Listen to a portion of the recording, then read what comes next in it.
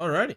Hello, everybody. Welcome in to another episode of the Full Send Mast Podcast, episode 144. Tonight, it's going to be a fun one. We're going to be talking about this weekend's NASCAR races at Vegas in the playoffs, as well as the season finale for the IMSA series, Motul, Petit, Mast. We'll talk about the champions there, some of the race shenanigans we always see. Driver of the week, bonehead of the week, like usual. Some narrow choices this week with not a whole lot of races going on. Not really a whole lot of standout performances either. And then also this weekend, we have Talladega for the NASCAR Trucks Xfinity Cup Series weekend. Tom is going to be there, so he'll have to tell us on next Tuesday, how his experience was there at Dega in October. Super jealous of him being able to go there this weekend. And then also F1 is back at COTA for the Circuit of the Americas United States Grand Prix. We'll also talk about our NASCAR fantasy lineups and what we've been talking about for the last month, I feel like, on this channel. We are actually going to do our IndyCar driver grades for 2025. I've got a whole list of notes that I made this week. I'm excited to break it down with you guys. So, first off, Tom, he's back on the podcast. How are you doing, man? We're doing pretty good. I've been traveling a lot for work. I've been sick the past couple weeks. Feeling a little bit better this time around. And so here I am. Hell yeah. Hell yeah. Just a few days away from Dega, man. I'm still jealous. Yeah. Dude. I'm still jealous. We're talking about that off stream, and I was like, damn, dude, I'm excited to hear what Tom has to say about October Dega, because that might become a second tradition over here. We'll have to do it again. Alrighty. I say let's start off with a little bit of news. A lot of this is silly season stuff, but Connor Mosak to replace Matt DiBenedetto starting this weekend at Talladega and for 2026 for Viking Motorsports. Man, Matty Deeg, man, this man cannot find a home, bro. He's like a lost puppy, bro. Like he just keeps ending up at the what do they call it, the animal shelter, and then he gets adopted by somebody for a little while. They get tired of him, they move on. Like, I think his NASCAR career is coming to a close. Honestly, I don't think it's going to last much longer. Yeah, I think he had a lot of promise in Cup, and he got that Toyota gig with the JGR. Help, I guess you'd say, like as that satellite team. What was it, Levine family? Yeah, was that right? Family, yeah. And got pretty close, but finished second once at Bristol. Yeah. And damn near won Talladega with Wood Brothers too. I mean, yeah, the second. That's right. Yeah. But that's it. I think the dude's washed. Yeah. I mean, I don't think. I can't really say if he was good at all in the first place, but I just don't think he's going to recover from this, unless he somehow flashes up in that Ram Colleague deal, which I doubt it. Yeah, I doubt it too. I mean, it was like he was kind of one of those like splash in the pan type guys. Like he just kind of showed up one day and was like a popular dude, and then just kind of disappeared. Like he was never relevant at all. It's kind of weird. But Connor Mosak to replace him, I don't know. I guess he brings a lot of money. I just don't see the talent there that a lot of other people have been saying. I don't know. We'll see how it works out with them. We'll see this weekend at Talladega. Started off with them. Also, Harrison Burton signing with Sam Hunt Racing in 2026. I would have swore this was gonna be a Corey Heim ride. Like, I'm completely confused how he got back in the Toyota pipeline and with Sam Hunt Racing. That's just I don't see it either, man. Like I don't see it. I don't. Yeah. Who knows at this point? Yeah. I mean, I don't know where Heim's gonna do in 2026, dude. Like that, it feels like everything that I thought might just have a place under Denny Hamlin's desk. He's gonna have to rent those Dollar General knee pads from old Cooter. Which brings me up to our next little bit of silly season news. Renus VK going to JUCOs, replacing old Cooter Daly this year or next year. Out of all places, I didn't think it was gonna be JUCOs that we're gonna see VK end up. I thought it was gonna be Foyt. I would have put money on it, dude. Like if somebody came up to me and was like, "Hey, you want to make a bet on where VK is gonna go?" I would have put basically like half my money in on him going to Foyt. Like, yeah. And to replace Cooter, like I thought it was gonna be Stingray that was gonna be out, but it was Cooter. Like, what's going on? Like this IndyCar Stingray's got that money. Yeah, that's true. Yeah, but Connor Daly's stepdad's Doug Bowles. Yeah. Cooter back to Foyt 2026. No way. Those guys aren't taking him. Shit. From the time he was there, I remember that very vividly. I don't think those guys would take him back at all. Oh, man. I don't think Cooter gets a full-time ride next year. What rides are available? We got one Dale Coyne car still available. We have Foyt number 4. And Do you though? Isn't Jacob Abel going back? It's going to be Jacob Abel and Dennis Hauger. Yeah. At Coyne. Yeah, I don't know. There's no seat open then. And there's honestly, it's just Foyt, isn't it? Yeah, it's just Foyt. Yeah. Because Primo's keeping the same. Yeah. Juncos did their flip. No change at McLaren. Penske did their flip. Andretti did their flip. Unless Andretti goes 4 cars again. I don't think you can. It's limited to 3. Yeah, so they grandfathered in nobody. So yeah, I don't know. So 8,500. Who else is there? Ray Hall. There's Ray Hall. There's Ray Hall in the 45. Yeah, that's right. Ray Hall at the 45.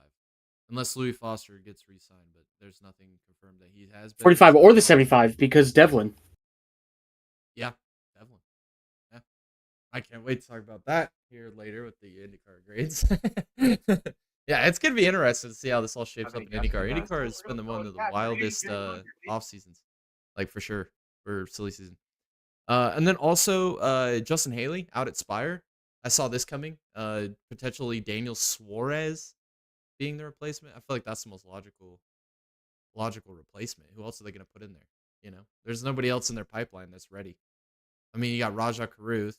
He still needs development. I mean, who else? There's nobody else. Where are you saying again? Spire number 7. Justin Haley out. Daniel Suarez to Spire. Is that Oh kind of yeah. what we're thinking?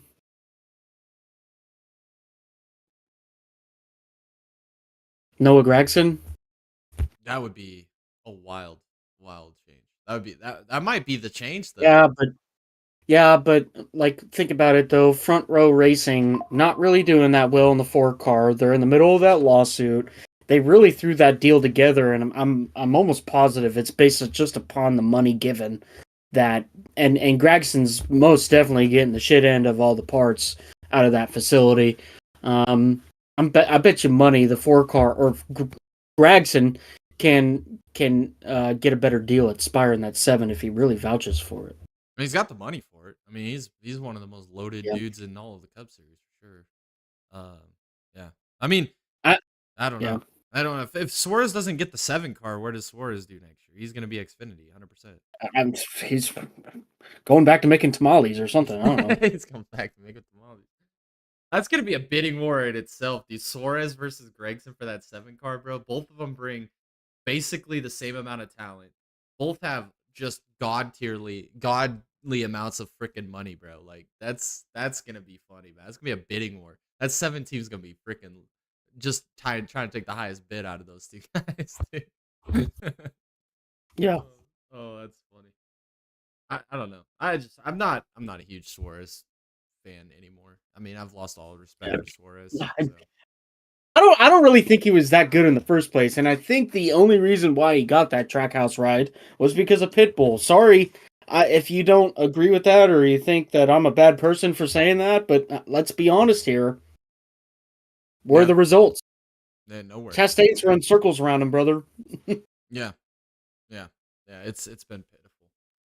And then the last little bit, Mopar joining Peugeot in 2026 is like a technical alliance. Like how does that work? I didn't really get to read it in depth, but it seems like I think the French are freaking desperate, dude. It's all it can be, man. They had one good run this year, and now they're over here thinking they gotta pound their chests and. I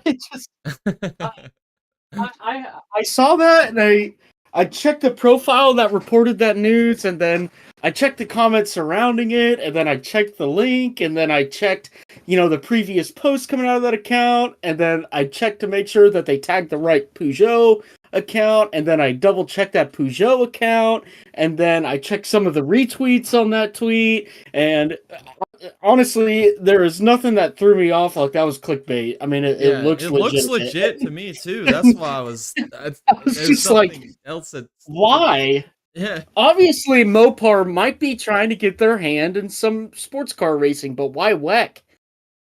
Yeah. Why not IMSA? Yeah, Especially, well, yeah, it's kind of weird. Unless they're, well, we saw them try, like, it's under the Alfa Romeo brand, basically, right? So, like, why they tried F1, they got out of that.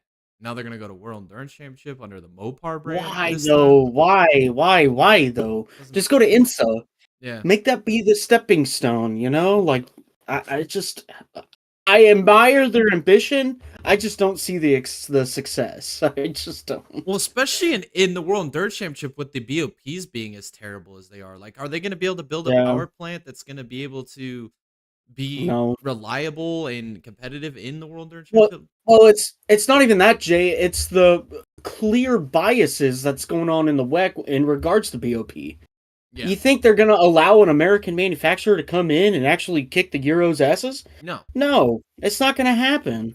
And Mopar's going to fail on that. Now, on the IMSA side, I feel like they're a little bit more lenient. Yeah, they make terrible decisions sometimes, for sure. Not gonna argue against that. But like, I feel like they're a little bit more lenient on the IMSA side than they are on the WEC side. You can learn a lot more from the WEC side and potentially have more success on the WEC side too, if they're targeting the hypercar slash GTP classes. Right. I don't know if they are targeting that because, like with Ford, Ford worked their way through GT3 or GTD and skip LMP and is going to GTP slash hypercar. But like they learned a lot, you know, going through the stepping stones, and they had a lot of failures and some successes, and you know, like they properly moved themselves up. It just seems like Mopar's just going knee deep in that. Yeah. I don't, yeah, it feels like they want to put one foot in the water and one foot out of the water. It doesn't seem like if you're going to actually develop something, why not start with the GT3 program and, like you said, work yourself up? Which would be super freaking cool, right? Be Like with some of the badass. cars that I have, Like, that'd imagine be the really Viper. sweet. Bring the Viper Yeah, back, dude. Like, or holy cow. or or honestly, can you just imagine like a souped up Hemi? Dude. Like I'm not a big Hemi fan, like not at all, but it would be really cool to hear a Hemi screaming around Sebring. Well, especially You with the know, way like the hypercars work now, it's like you could basically put any type of power package on it. You can run yeah, hybrid, you can run like Aston Martin's running a V12, like naturally yeah. aspirated. You can run a V6 hybrid.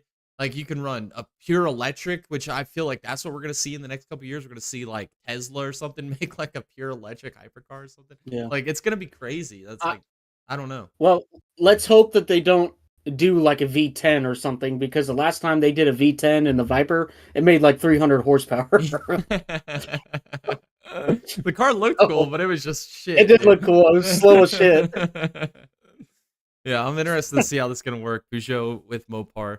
I mean, if we're looking at Peugeot's side of things too, though, like why not try a new power plant? Like their car development Could has be. not been terrible. I mean, that's the biggest complaint of Peugeot has been the last few years. They've been one of the best with their aero package and in their downforce numbers. Like they've been one of the best hypercars in the series with that. They've experimented no wing with wing. They've had success in all different aspects, but they've never had a good power plant.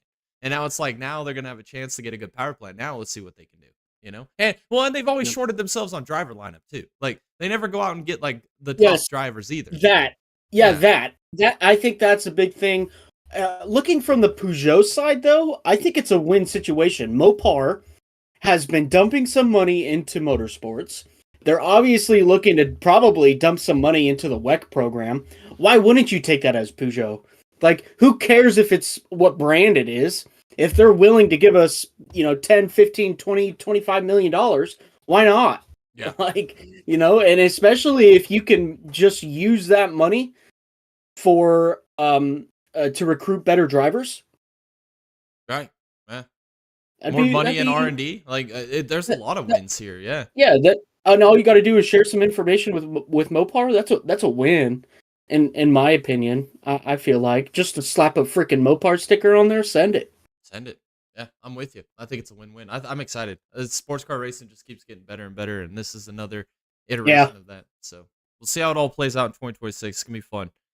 All right, let's talk about the races this weekend. We got the Xfinity Series. I thought it was a decent race. Eric Almirola pretty much dominated, pretty much beginning to the end, swept the stages. Jesse Love, I think he had one of his career best races, in my opinion. I know he's got those wins at the super speedways and whatnot, but damn, Jesse Love had a fantastic race. I thought he was going to be the guy. Me and you've been on the bubble with him. Like, is he going to make it to the championship floor? Who's going to be that third guy? I think Jesse Love this weekend solidified it, man. I think he's definitely primed to be in that championship floor. If he can carry that momentum through the next two races, he's going to be in the final four. Yeah. And we're going to a track that is extremely good for him this weekend at Talladega. I mean, those RCR cars are extremely fast. Yeah, I think his biggest competitor is going to be the 21. Right. And who knows? There might be team orders in there where 21 you have to push a 2 to win.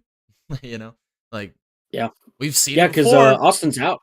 Yeah, we've seen it before with Sheldon Creed having to play second fiddle to Austin Hill. Maybe Austin Hill will have to swallow his pride and get that 2 car. That'll be interesting to watch. Yeah, it's gonna be a storyline for sure. I don't think a lot of people have been talking about it. It's gonna be interesting to watch for sure. Oh man, Zilich with another top 5 that was at 17 straight top 5 finishes. He's 82 points above the cut line. Like he could DNF a Dega and still go into Martinsville with like a 30-something point lead. Like that's insane. Yeah, it's insane. Like Zilich is a lock. Allgaier at 44 up. I think that's a lock at this point. That's a lock.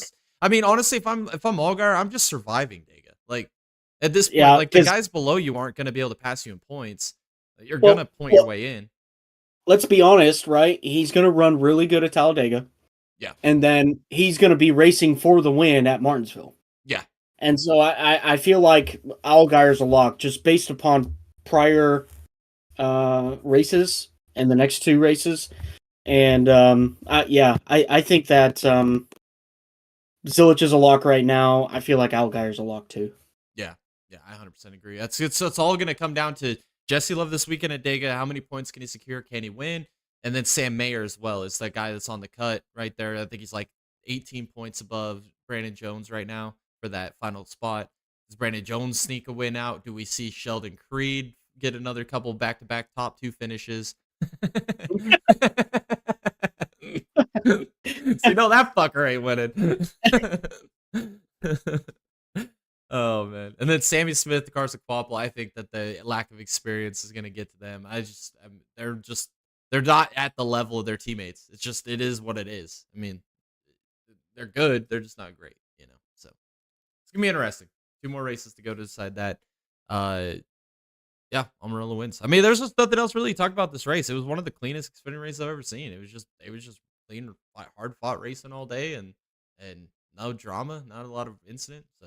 So that's kind of what it comes down to.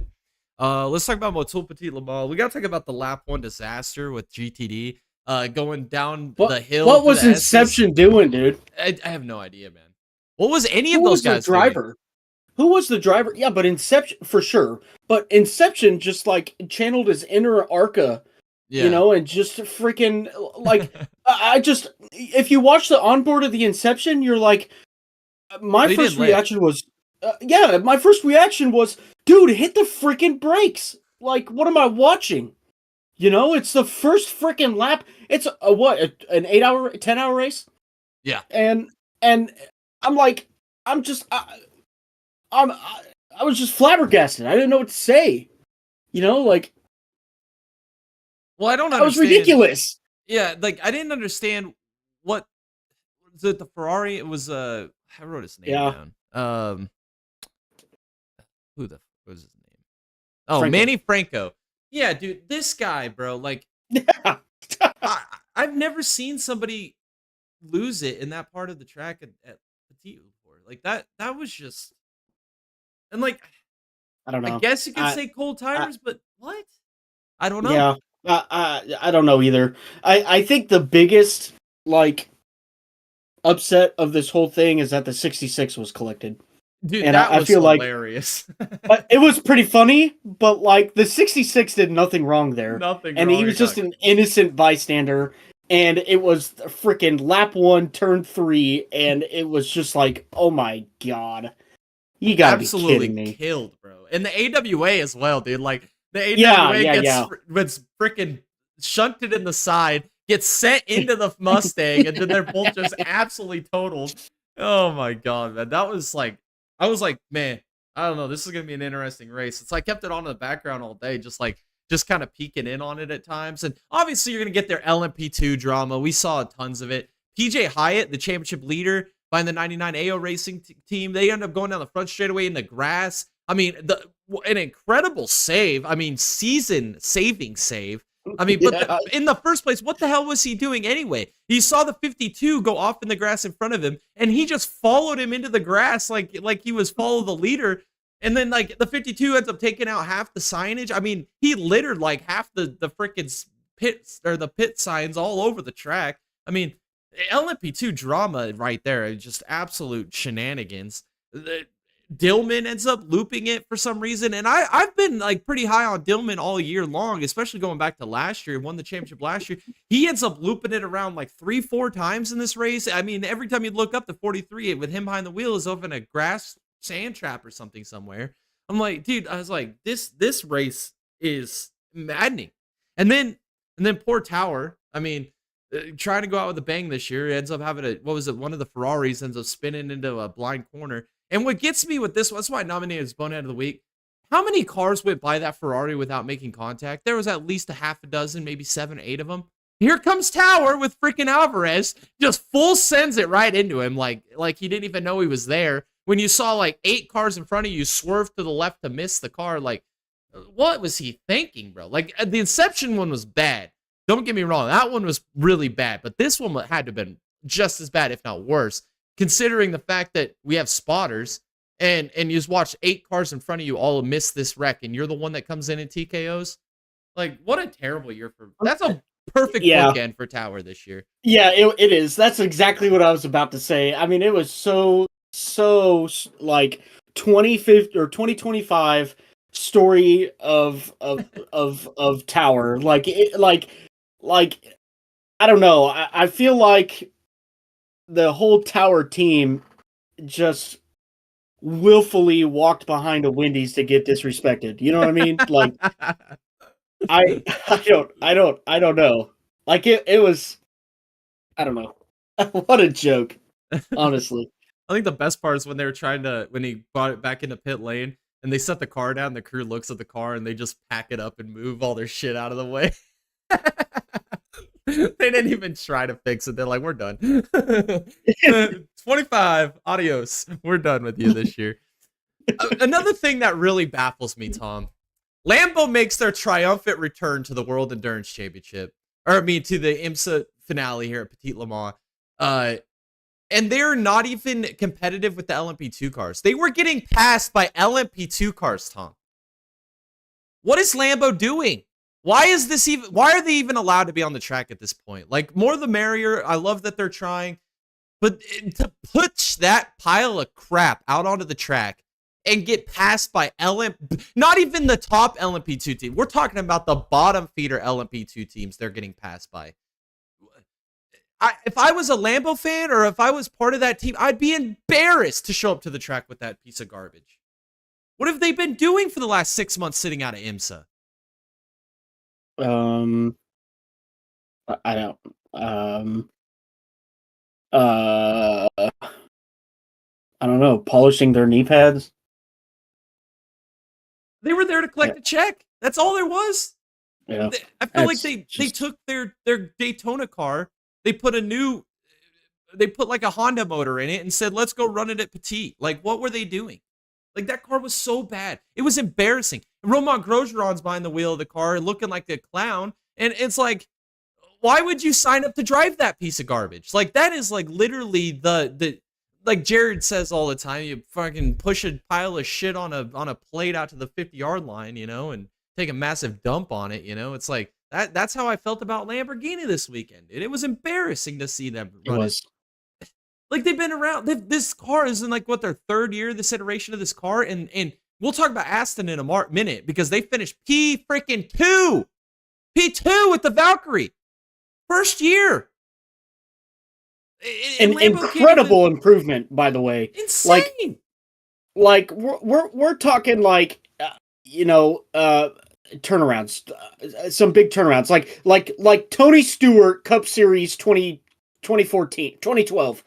Right? Like was complete garbage all year, did not deserve to be in the playoffs, goes and wins 7 out of 10 races in the playoffs and wins the championship.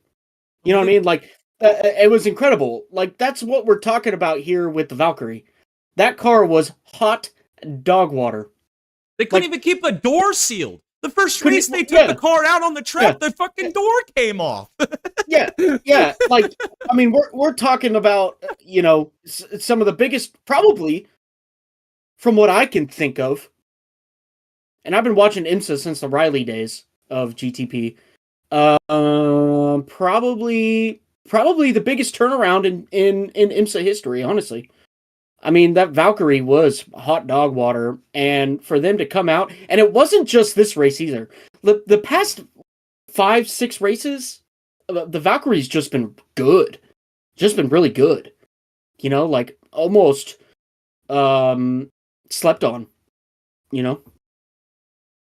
Yeah, I mean, even like the World Dirt Championship, you could see the progress. I mean, from Qatar to where we were last round. I mean, they went from being like 6 laps down at Qatar with their doors flying off to the last round. What was that, Fuji? They end up like competing with the BMWs. Like, that's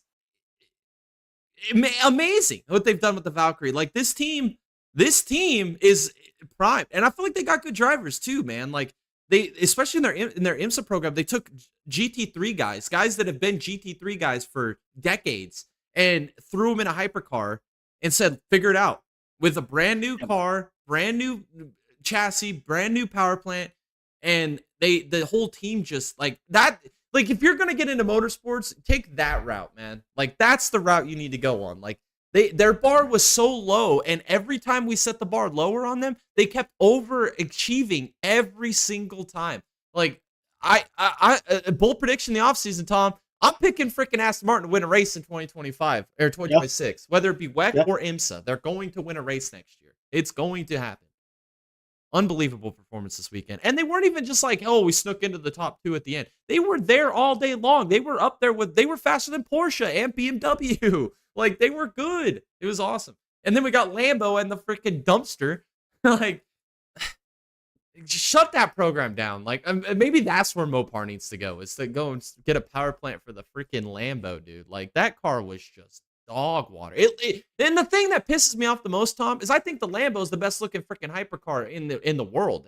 That car is just freaking screams amazing. Like, it just looks freaking good, but they can't get out of their own way. They couldn't pass their own shadow. It's embarrassing. What else did I want to say? Oh yeah, crazy moments in the LP2 championship. This was like right towards the dark hours. Like, we're getting down to the final hours. The AO Racing number 99 ends up having a flat tire. The point gap shrunk from like 298 points down to like 7 at one point, as the number 22 United was leading at the time. And it looked like the whole championship for AO was going to collapse on themselves. And then it wasn't even 30 minutes later, and the United team from the lead ends up having a drivetrain issue and ends up ending the race early. I mean, that was probably the most dramatic point of the entire race. We'll talk about winners and champions. Great job by Action Express. I feel like they own Petit Le Mans. I mean, how many times have we seen them win there the last 4 or 5 years? They get the win. Aston Martin, like I said, P2, fantastic job. Porsche claims the championship with the number 6. They were the most consistent all year. I kind of had that flip-flop. I picked the 7 to win the championship in the offseason. I picked the 7 to win the championship last week on the podcast. Porsche down the stretch, dude, weren't the same. They looked beatable. And if they didn't have that massive point gap, like we talked about, what was it, like 3 races in, we said nobody's going to overcome this point gap. Nobody could. Even at the end of the year when we saw Cadillac finally get fast, we saw BMW get fast, nobody could overcome that point gap that Porsche built in the first 3-4 rounds of the season. So also in LP2, like I said, AO Racing gets the championship, which kind of pisses me off too, because the one race they don't run Puff the Magic Dragon, it's the race they win the championship in. Why did they not run that livery? It pissed me off. Like, I don't know. I think it's something to do with the Porsche GTD car, because that team was we're talking about the LMP2 car, right? Yeah. Yeah, the GTD car team, I forget the team name, the one that runs Rexy. Oh, AO. It's all AO Racing. It's all under the same banner. Oh. We'll just carry on. give him 1 second to come back. Please stand by. We have some technical difficulties. Give him another 3 seconds, then we'll just go back into champions and race winners. And we'll do that. All right. For GTD Pro, number 48 BMW wins the championship or wins the race, but Corvette gets the last laugh of the season and claims the championship.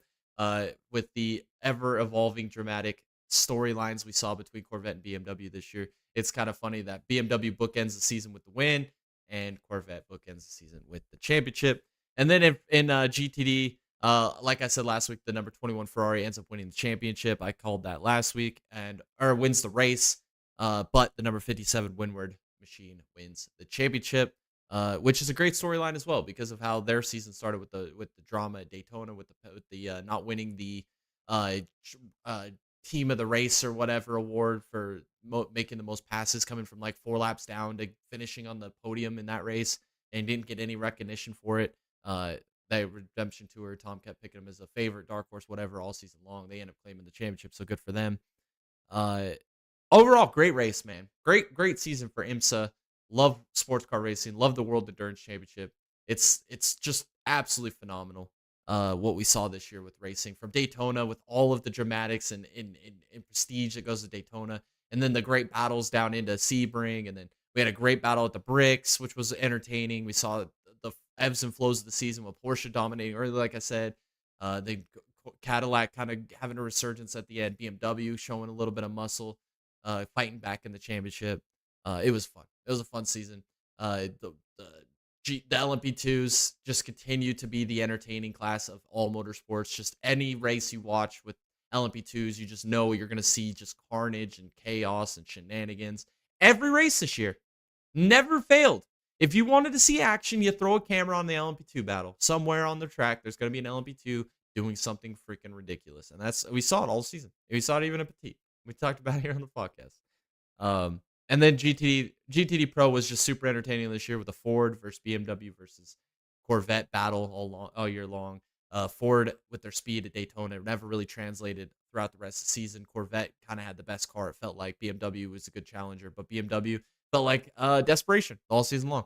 Felt like the only way they could beat Corvette was they had to ruffle some feathers. Hence our boy Tommy Milner back there with the bird at Daytona.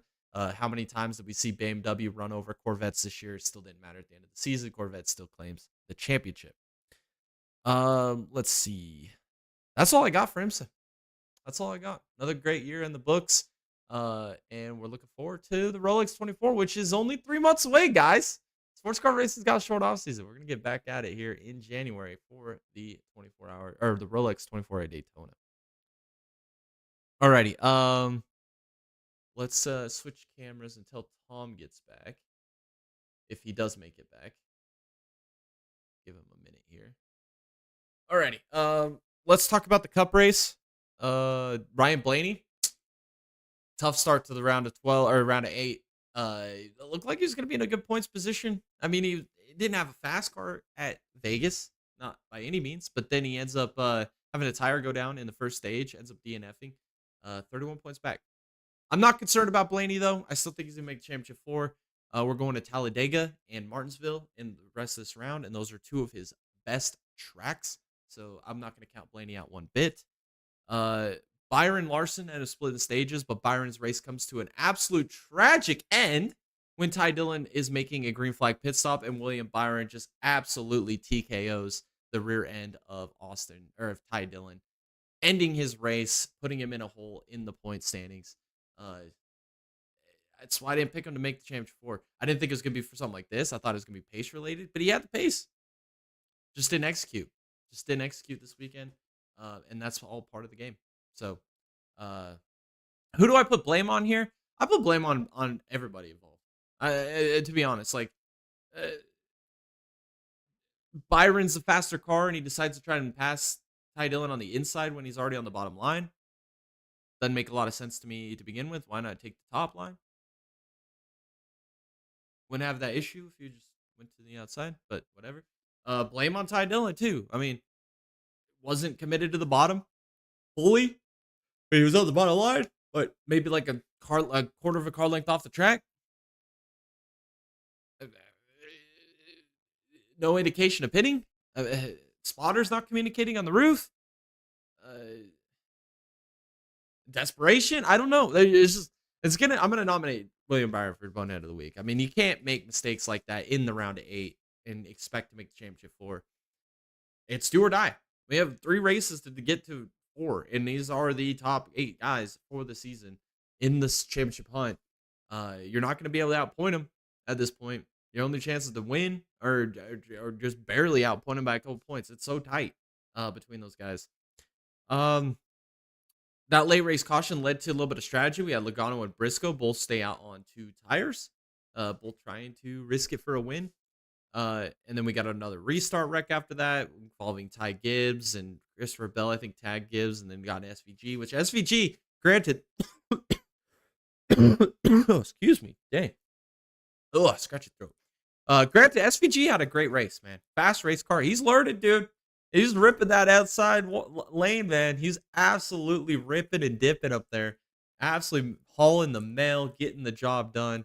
Unbelievable performance by SVG this weekend. And unfortunate end with that wreck there late in the race that took him out of a potential top 10 finish again. Uh, watch out. That's all I'm going to say. Watch out. He's figuring this shit out, man. He's figuring it out. He's a fast learner, dude. How many other guys have you seen over the past, I don't know, 10, 15, 20 years that have tried this NASCAR thing and have picked it up as quick as SVG has? SVG's buying himself so much time with his ability to on road courses, winning 5 of 6 road course races this year. Unbelievable. Buying himself more time, buying him more sponsorship dollars, buying him more development, R&D, putting himself in the playoffs, giving himself an opportunity to learn the ovals more efficiently. And he's figuring it out. He's figuring it out. He was out there racing like a damn veteran out there in Vegas in a track house car. Let's keep that in mind, guys. Those track house cars aren't Gibbs or Penske or Hendrick. They're like a B tier team at best. And he's out here ripping and dipping against the wall. Once he figures this shit out, man, which he's figuring it out. Once he's got it down, dude, it's gonna be over for the field. Hamlin, Dickie Hamlin ends up claiming his 60th career victory in the NASCAR Cup Series. Puts him at a pretty historic milestone. Locks himself in the championship 4. I was gonna come on here this podcast and eat a little bit of crow for saying that Denny Hamlin wasn't gonna win the championship this year. But I don't feel like I have to eat the crow yet. Just because he's in Phoenix doesn't mean he's got the championship sewed up yet. So I'm not gonna eat the crow. If he comes in 3 weeks from now, he's the host hoisting the championship trophy, I'll eat some crow. But I'm not gonna eat crow till then. I still don't think he's gonna win the championship. I still think it's gonna be Blaney, maybe Laguna. One of those guys are going to win the championship. I think Larson gets there. I think, well, I don't know. Bell. I still stick with my Bill pick. I can't really. It's like I feel like Blaney or Laguna, one of those two are gonna make it. I feel like Larson's gonna make it, and then I think it's gonna be Bell. And then if Bell's there, I'm taking Bell. He's my off-season championship pick, so I'm gonna stick with it. Oh, it's gonna be interesting. It's gonna be interesting down the stretch. We got Talladega this weekend. Lots of guys in holes. Elliott in the hole. Byron obviously in the hole. Laguna's in a hole. Briscoe's hanging on by a thread. It feels like right now. I don't know how good he's gonna be this weekend at Talladega. Haven't really seen the pace there. Don't know, man. I don't know. These playoffs have been predictable but unpredictable at the same time. If that makes any sense, like it's the guys you expected to kind of be in the top 8, minus maybe a Reddick or a Bubba. Like those are pretty interchangeable. You could pick one or the other. It's gonna be tough. It's gonna be tough. But Hamlin is locked in. I'll give him a little bit of flowers. I can't stand the fucker. I really can't. I was really hoping he wasn't gonna win that race at the end. Even though I don't like Larson and I don't like Briscoe, I was hoping one of those two would pull it off. Briscoe almost did though. He almost did on those old tires. He gave it a valiant effort. I felt like Larson was the best car all day, and then wasn't able to do anything at the end. I don't know if it was just because of track changing or the set of tires he didn't jive with, or really what was going on there. But Larson just didn't have the speed to get by Briscoe until after Hamlin got by him. Then he finally got by Briscoe. My biggest complaint about this race, though, in general, and I know Tom would say it if he was here too, It's aero block fest, man. It's an aero block fest, and it's the racing is people are disguised or gaslit by the racing, thinking it was good because there were so many cars tight and close.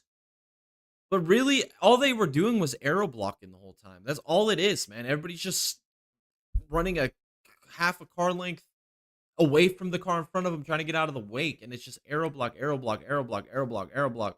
Oh, he's got to run aero block. Oh, he's gonna get another big run. Aero block, aero block, and then if you got by somebody, then you start aero blocking. It's like I'm just not a fan. It's the diffuser, it's the car, it's just so many things with this car that are just so wrong. Uh, I miss the days where there's just so much ingenuity with these teams and being able to twist the cars up and get all the side force in the car, get the skew in them. And now these cars are just all just straight lined, big bricks, big diffusers, just kicking out dirty air behind them. They're looking out of a freaking camera in the rear view because they're not racing forward; they're racing to block air block the guy behind them. And the runs seem big until they get there, and then they kind of stall out, and then they're arrow blocked again if they don't can't clear or they get stuck side by side. They're getting side drafted.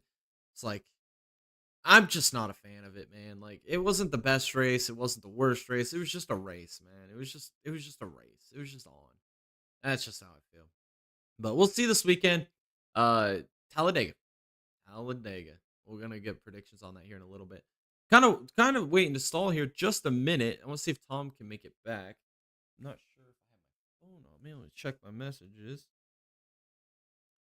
He said he'll be back in 1 second. He said his internet died, so we'll give it a minute for him to make his comeback into the podcast. We'll get his thoughts and opinions on the Cup race when he gets back as well. And then we're going to jump into the awesome segment of driver grades for IndyCar 2025, uh, which is going to be one of my favorites, one of my favorite segments. I guess we can go over drivers and boneheads of the week while we're waiting. Drivers of the week this week nominee Corey Day, P4 in the Xfinity Series race, had a great run, especially towards the end. He was really fast, probably one of the top three cars on track at the end of the race.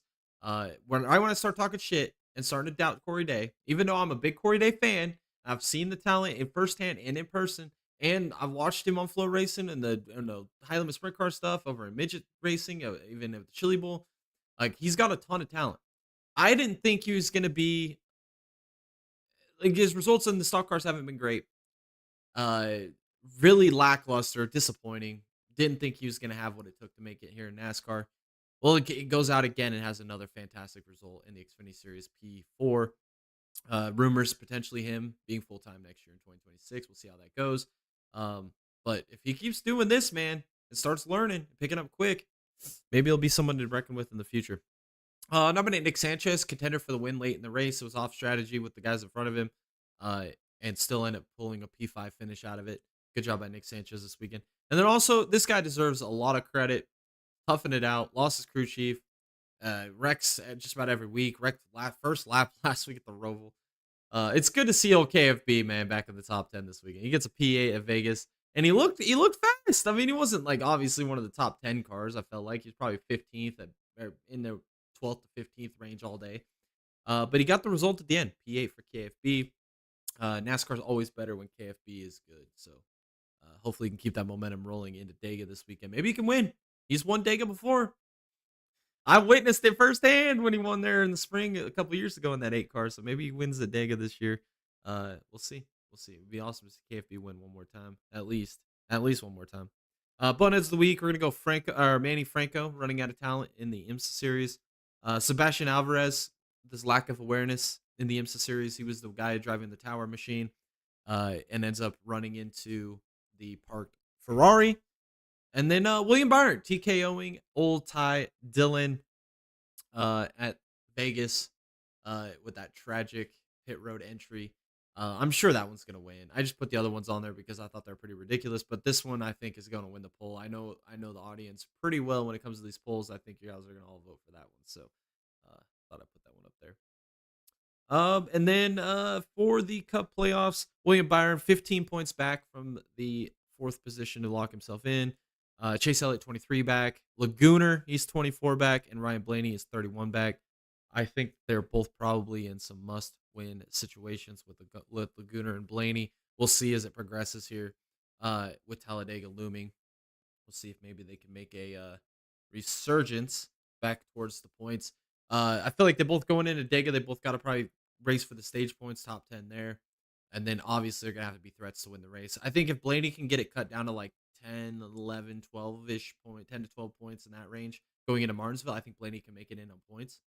Lagooner, I don't feel the same. That team hasn't been as fast as that 12 team. And it's an even number year. But I'm still not counting him out. He can win this weekend.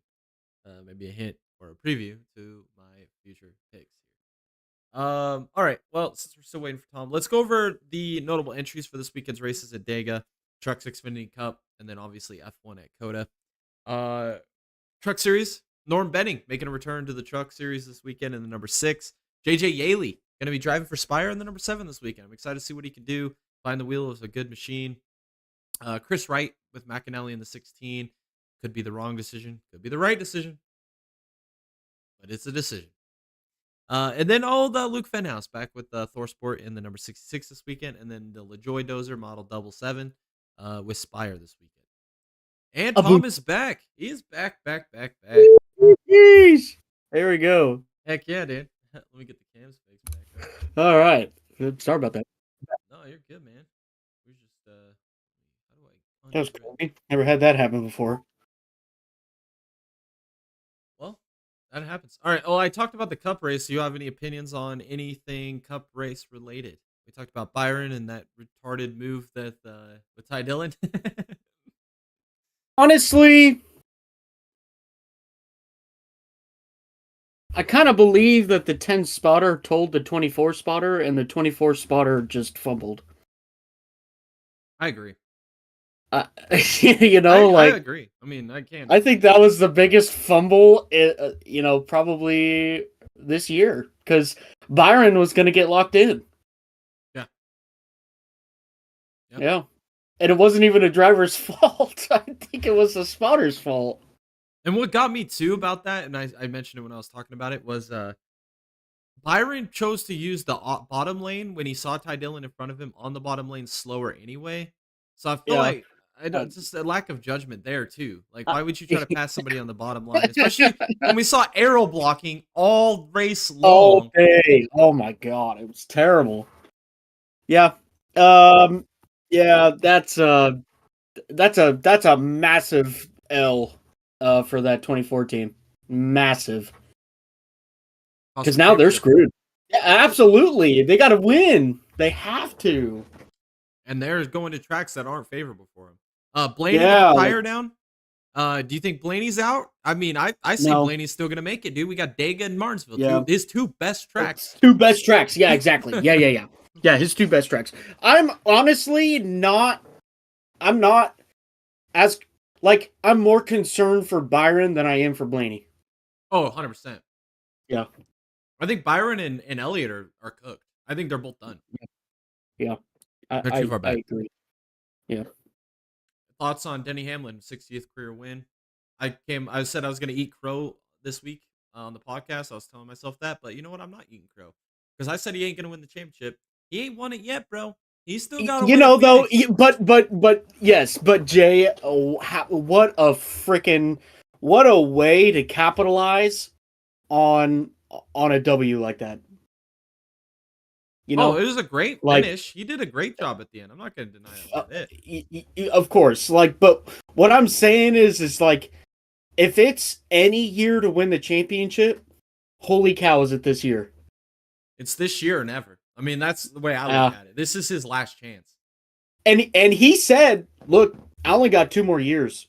I'm retiring after 2 more years." He said it. He said it a couple weeks ago. So, yeah, I think this is just yeah. If it's not this year, I have a hard time seeing it. He's got the only thing, if I'm a Hamlin fan or if I'm Hamlin, I gotta be hoping that the Lagooner Mobile and look at Blaney man don't make it to that Final Four. Yeah, Penske. Yeah. Because if he's racing against his teammates, I think he could beat him. Maybe not Bell. They'll beat Hendrick. They'll beat Hendrick for sure. I don't think Hendrick's that good. I don't know. I think Briscoe's that good too. Honestly. And that's Briscoe's have a track record at Phoenix of being good. So yeah, it'll be interesting. It'll be interesting. That was all I had. We could get into unless there's anything else you wanted to add to the cup race. I mean, that was really all I had to add. Yeah, the only thing I have to add is with that whole horsepower increase for 2026. I'm tooting my horn here, Jay. I'm tooting my horn. I freaking told you so. Well, not you specifically, but just in general. Like I said it. I said all it's going to require is a small freaking tune, and that's it. And look, all they had to do was open up the tapered spacer for the intake. That's what they talked about. All they had to do was open the tapered spacer holes just a little bit. That's all they had to do. That's it. And it's just not that freaking hard. You don't have to be a rocket surgeon to freaking figure this shit out. You just don't. You don't have to be 130 IQ, right? I mean, the average fan base IQ is probably around 50, and everybody's been saying the same damn thing this whole entire time. You know? All right, so great. We got the horsepower now. What if it doesn't work? Well, you have a clear path for success. You could go tires. You could go diffuser underneath. Take it out. You could change the downforce package. And if you do all that kind of stuff and it still doesn't work, then you got some fundamental problems with the car, which I think it's the car in the first place. But prove me wrong. Yeah, I agree. I think it's the car. I mean, there's so many flaws with this car, but yeah, that's crazy that it only takes taper spacer, and we got more horsepower. That's it. That's I it. still don't In think fact, it's enough. I don't think so either. But just take the tapered spacer out. Just take it out. Agreed. Yeah, just open them up. Let them open it up. I mean, what are you waiting for? What's the problem here? Again, money. just prove me wrong. Just prove me wrong. I'm willing to take the L. I really am. Like, I'll sit here and I will eat my words, you know? Like, I will sit here and say I'm wrong.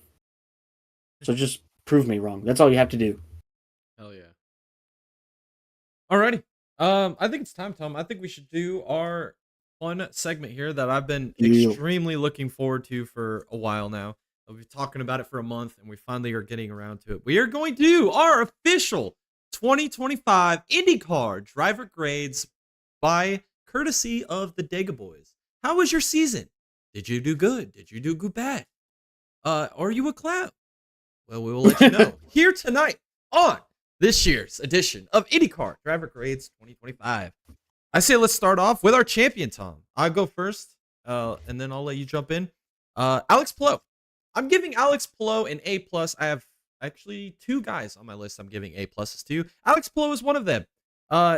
Is there anything else to say? Historic season, 8,500 champion, finally. 3 out of the last 4 IndyCar championships? No, 3 in a row, 4 out of the last 5. I mean, he's freaking unbelievable, dude. He is absolutely insane. McLaren tried to swindle him. He didn't fall. He got away from that bullshit. And now let's just pray that the F1 community, or he doesn't get that F1 bug and dip out on us, because he is a GOAT in the making. On track to be the greatest to ever strap in behind the wheel of an IndyCar. Yeah, so I'm gonna give Alex Palou. I'm gonna go above and beyond here. I'm gonna give him an S+, and I think that everything he did this year was just stellar. I think every time he hit the track, he was a super threat. I mean, it could be an oval, it could be a street course, it could be a road course. Whatever it was, you had to think about what Alex Palou was doing if you were on an opposing team. Even if you were on the same team. I think if I was Scott Dixon's team and racing against Alex Palou in 2025, I would be taking some serious notes off of my fellow engineers on what they were doing for that race weekend. To add on top of that, Jay, his average finish for 2025 was 1.2. That's insane. Insane. That is insane. You tell me who's at this level. I think the only person previously who's ever been at this level in our times of like really digging deep into racing just in general is Max Verstappen in 2023. I think that's the closest we can get. I just think, honestly, God tier for Alex this year. And, just some stats I pulled up here. 8 wins, 14 top 5s, and 15 top 10s. That's insane.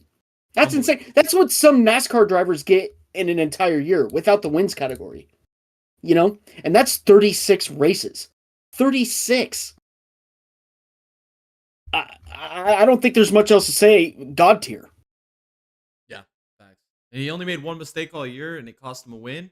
And I think, like you said, he could win win in a Walmart parking lot. Unbelievable season, Alex Blow.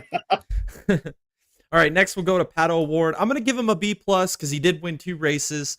I would go higher into the A tier. He did finish second in points. The reason I'm keeping away from an A- is because the offseason hype was too much. He was in all those Fox commercials, and it got really irritating.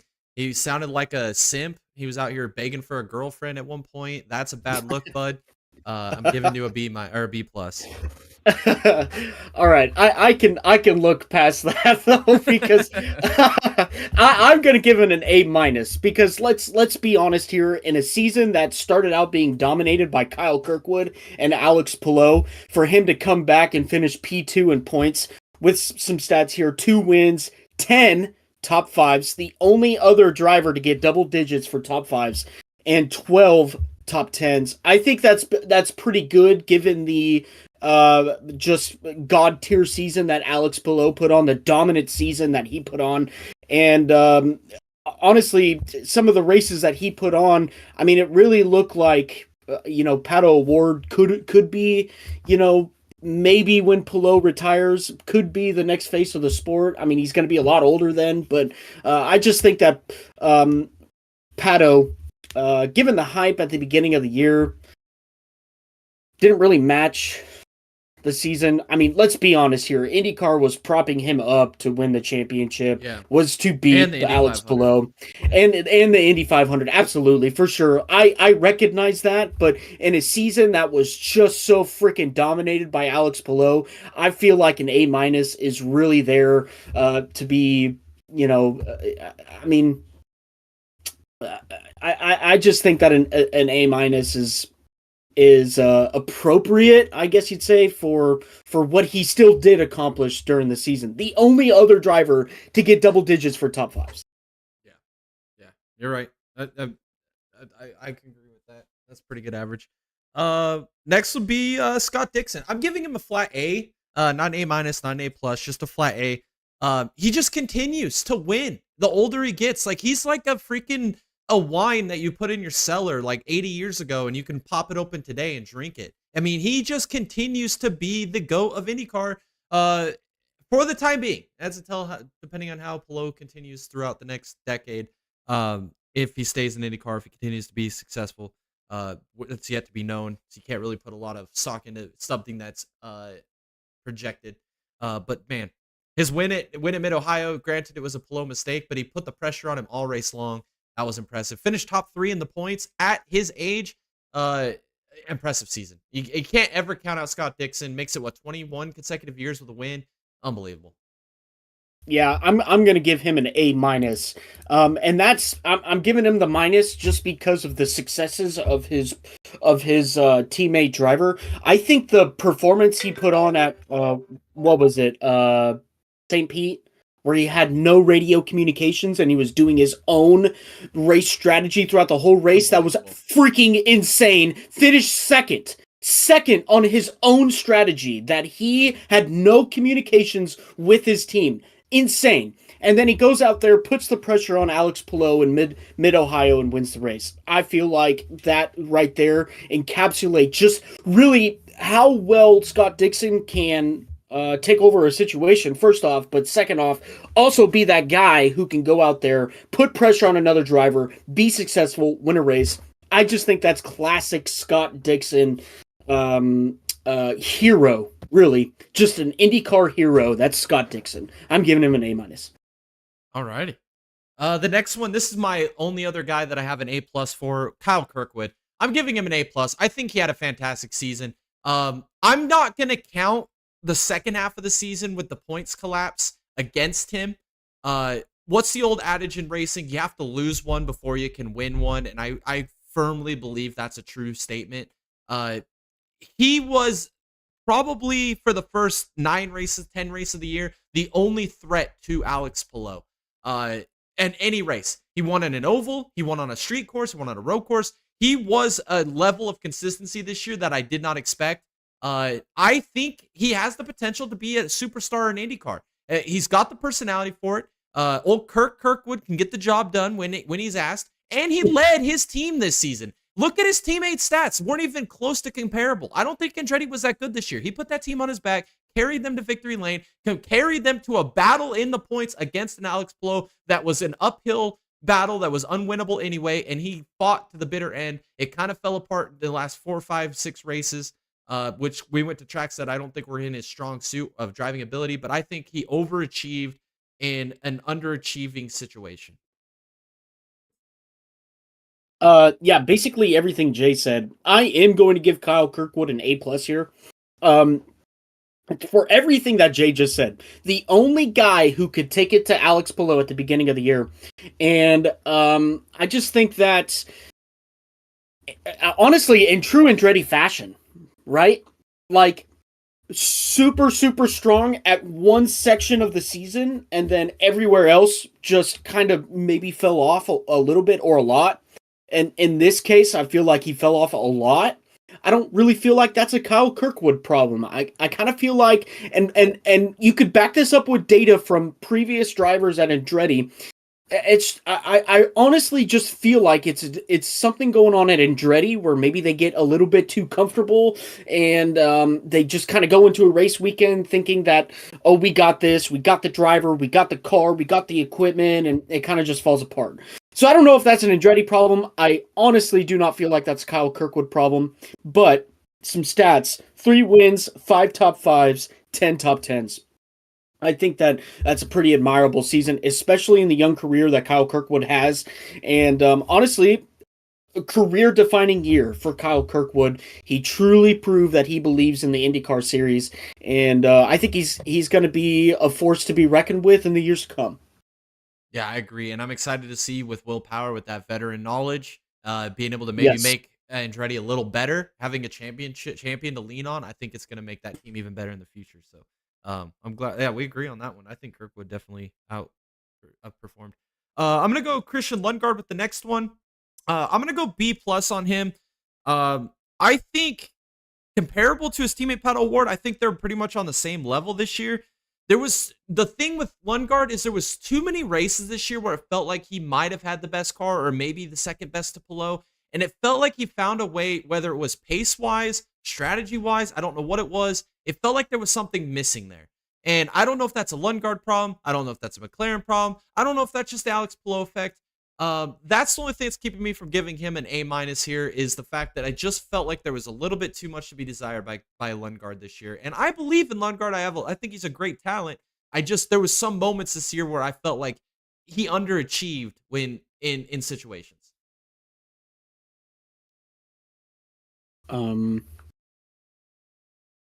Sorry. Okay, Christian Lundgaard. So I'm on the verge of giving him an A-, and I'll tell you why. I'm going to officially give him a B+, but I'll tell you why I'm on the verge. I think Christian Lundgaard, given his first year at McLaren, okay, he's learning a lot. It's a new team. It's a new car. He switched from Honda to Chevy. He's also racing up against a powerhouse of the IndyCar series on his team. That's Pato O'Ward. I think that there's a lot to be looked at there. Now, also, I agree with Jay. There's a lot to be desired there, too. McLaren is not a team that we sit here and say, look, this team doesn't have a lot. This team doesn't have a lot of resources. This team doesn't have a lot of good parts. That's just not the case, right? McLaren does have a lot of resources, does have a lot of good parts, does have a lot of good people on their team. I think that there's kind of a maybe a imbalance of perfection between the cars. Maybe I just think that there's a lot more time maybe being spent on Pato's side than it is on Lundgaard's side. And that's just my observation, my opinion. I still think though, and this is why I'm on the edge. Christian Lundgaard finished 5th in points in his first year with a new team, with a new engine supplier, and racing up against a giant in the IndyCar series that's on his team, Pato O'Ward. I feel like that is a lot to commend. Like Jay said, though, there was plenty of times this season where Lundgaard did have a really, really fast car and couldn't capitalize. Now, in those situations, again, I don't know if that's driver or team. I don't really know. It's too fresh to really look at and maybe get into a deep dive with. But I am going to stick with that B+. I still think, though, that there's a lot to commend about Lundgaard's season this year, given all the circumstances. Alrighty. Next will be Alexander Rossi. Man, I went back and forth on this. I think I'm going to give him a flat B. I think he made the most of his equipment at ECR. I think, well, like we just mentioned with Lundgaard outperformed what Rossi did in that 7 car last year, which I think is a lot to be said. I didn't expect Rossi to jump over to ECR and light the world on fire and be fast. But I can't give him any higher than a B because he just was mid all year long. He wasn't ever, like, one race this year he had a potential to win. It was the one where his teammate won. He didn't have the pace at Indianapolis, and then they end up having they had a little bit, like, maybe top 5, 6 pace at a track that you would think that he could win, especially ECR should pace there. And then they end up having mechanical failures. And it was so many things this year with Rossi where where did Rossi go? Like, and then sometimes you're like, oh, there's Rossi. He might have potential to be back. And then he's like, and where did he go again? It felt so much just missing there.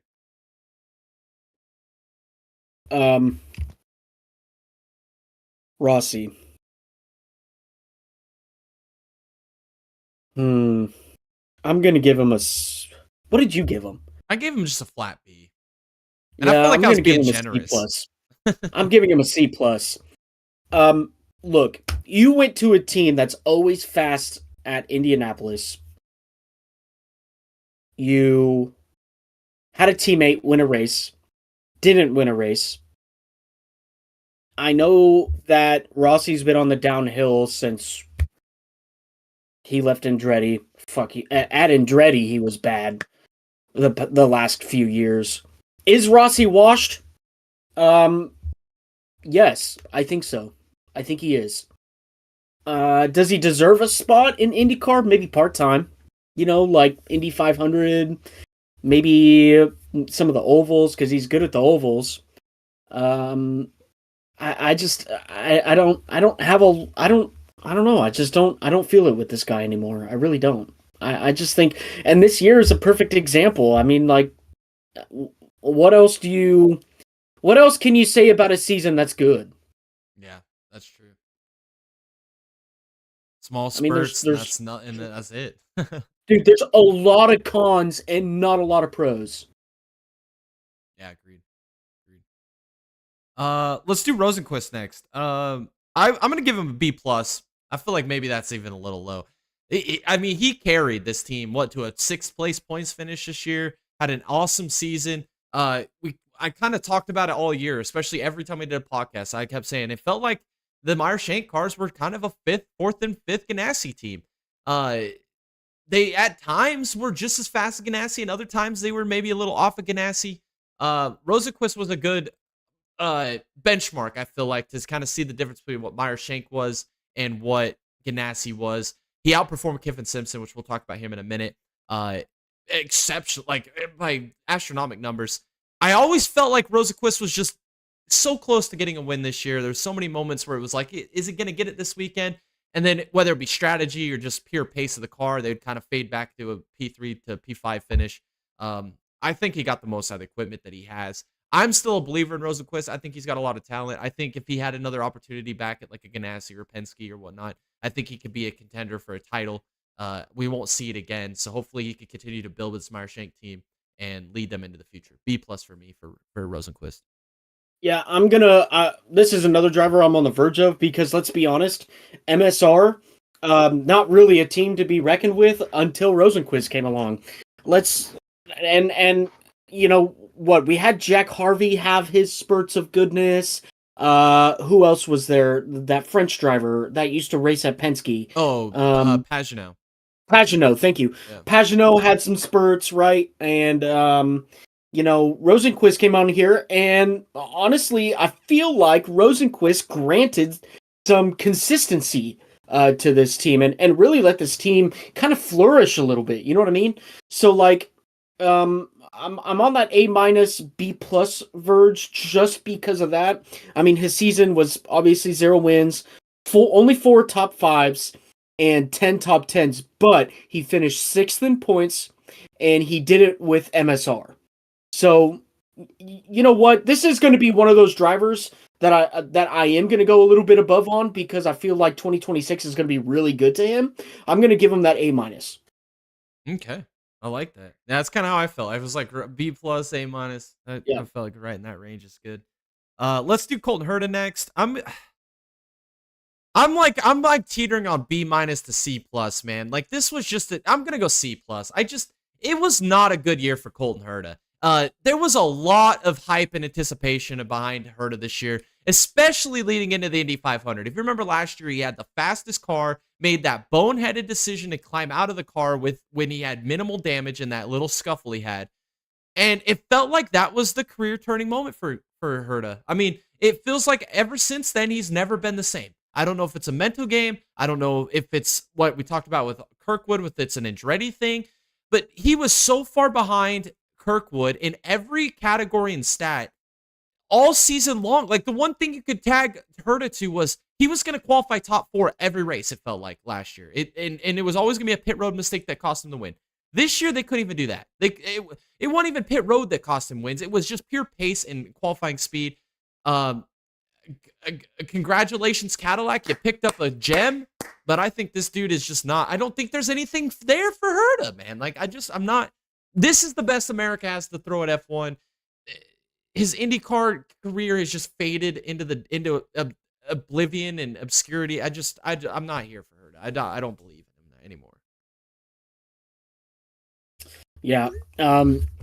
I'm actually going to give him a C plus, and I feel like that's being generous. Honestly, I really do.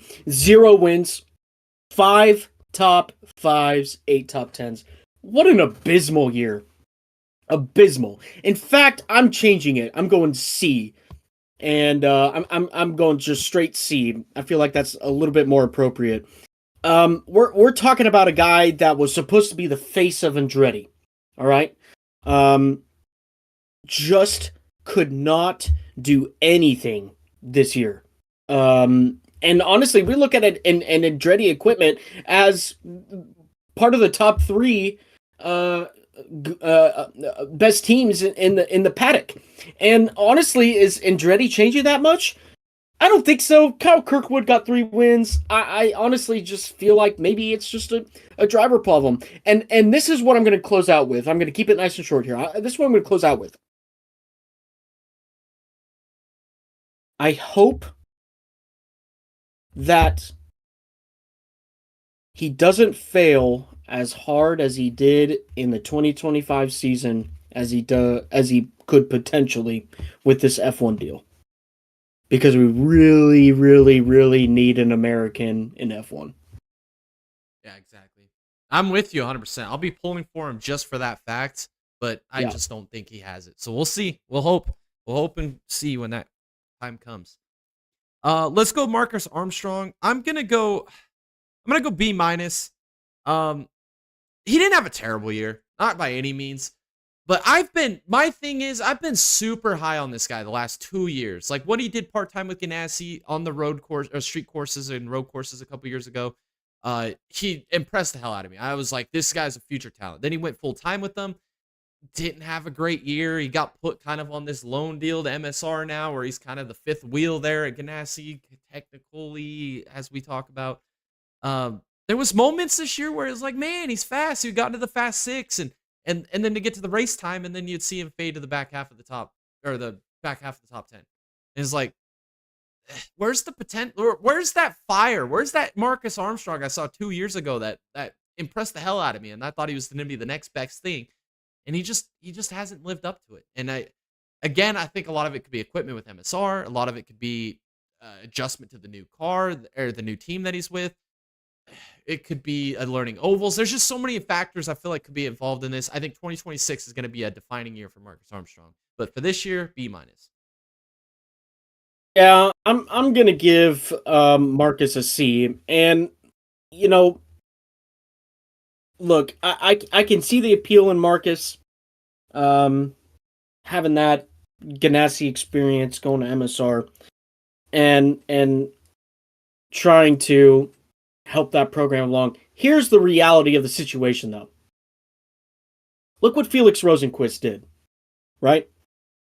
Not necessarily a lot more, but it was a lot more. And I feel like that Marcus, whether, I mean, this is complete speculation. Maybe it's language barriers, not in terms of speaking to people, but in terms of communicating car issues, maybe. Or maybe it's just the dynamic at MSR just doesn't work for him. And honestly, did it work at Ganassi? Maybe a little bit, yeah. But is Marcus really that IndyCar driver? Like, ask yourself that question.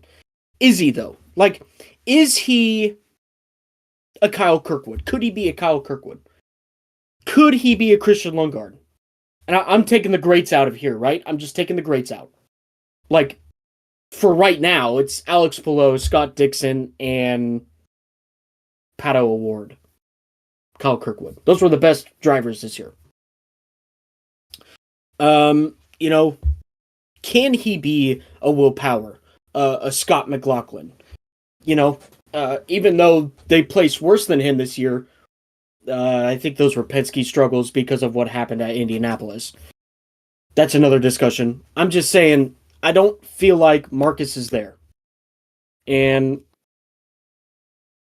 yeah, that's just my opinion. Keep it short.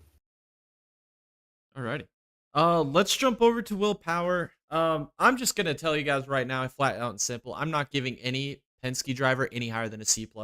I know Will Power won that race at Portland last year, but this whole year for Penske was an absolute freaking wash. It was the worst year. I have probably one of the worst years of modern racing history from a power team in any motorsport ever. I mean, it was everything that could have went wrong. It started at off the rip of the season. Will Power wrecked lap 1 of race 1. He was the only caution for the first 6 races of the season. And his year was abysmal. He pulled it together at the end. He had a few flashes. I remember like thermally drove from the very back up to like a top 7 or something. He had some flashes. I think Will Power still has the ability and talent to bring championship-esque knowledge, experience, talent to the table to any team he's going to, like Andretti this upcoming year. But I just can't, in good faith, put any Penske driver above a C+. And I think he was the best Penske driver this year. It's not even debatable. I'm giving him a C+. I agree. What a complete disaster for Penske this year. Complete. I mean, this is almost no. This is the definition of failure. I don't know what else to say. Yeah, Penske got some wins this year. Awesome, whatever. But look at the big picture. Will Power, 1 win, 6 top 5s, 8 top 10s. No double digits. Anywhere. I mean, this is almost revolution type, shit walking in the streets, man. I mean, with picket boards and protesting, Penske. I mean, this is, I can't believe what we witnessed out of Penske this year. I really can't. This is one of those pivotal moments for Penske. Can they rebound? Can they? Really? Can they rebound from this? I don't know. 26 is going to be a crazy year for Penske. They better get their crap together because, I don't know what else to say, man. Other than complete disaster, holy cow! Like, uh, oh man, hire Christian Horner or something, man. If they hire Christian Horner to come over here and run their IndyCar team, do you think he could fix it? I think he could, but do you think Penske's gonna do that? I don't know. I don't. What an abysmal year! What an abysmal year! And it's a shame, honestly, that Will Power lost his seat. I think Will Power was the best driver out of the Penske group this year. I honestly think since 2020, he's been the best driver in Penske, and they just dropped him. I don't know. He had one bad year because his wife had cancer scare, and that's it. Yep. I'm with you. It's mind boggling. It feels like Judgment Day at Team Penske. 2026 is going to answer a lot of things, or it's gonna continue to ask more questions. That's going to be interesting. Next is teammate Scott McLaughlin. I've got three drivers with really bad grades. This is one of them. Scott McLaughlin. I'm giving him an F. This had to have been the most disappointing. I'm a Scotty Mac fan. I pull for the guy. This had to be the most disappointing year I have ever seen supporting any driver in any motorsport in my entire 28 years on this freaking planet, man. This was absolutely miserable. With the expectations, I picked this guy, Tom, as my favorite to win the IndyCar championship in the offseason. The hype was there. Penske was on a roll. Scotty Mac won like 5 races last year. This was the year he was going to dethrone Alex Palou. He said it himself. I remember pre-IndyCar season media days. It was all Scotty Mac versus Alex Palou versus Pat O'Ward. That was your championship 3 right there. That was the battle. And we saw Pat O'Ward finish P2. We saw Palou win the championship. Where was Scotty Mac? He was wrecking under yellow at the Indy 500. He was garbage. He was terrible. He had one good run at fucking at Barber, and he almost got beat by a Dale Coyne car. Garbage. Get your shit together, Scotty Mac. Quit driving legend cars at the Charlotte child course and get your shit together. I like that. That was a good one right there.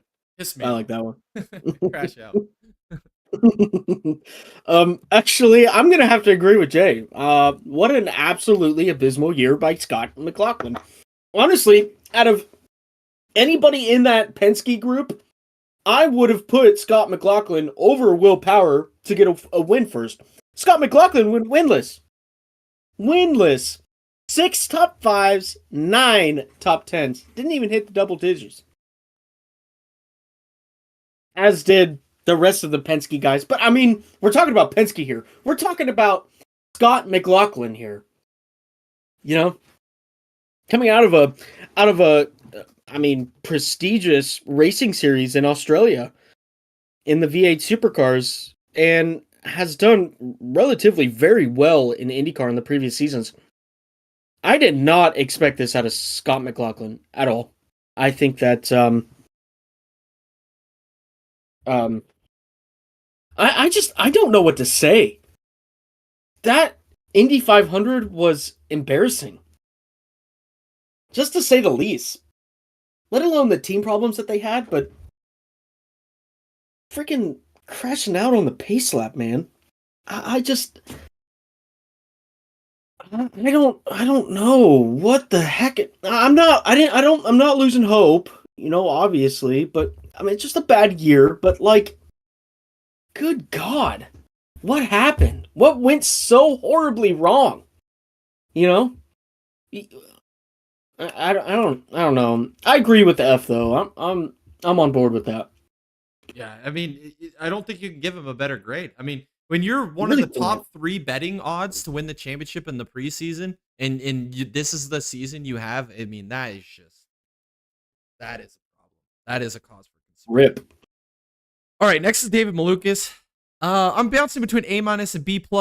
I think he outperformed what expectations you would have for Foyt. I feel like he did an amazing job.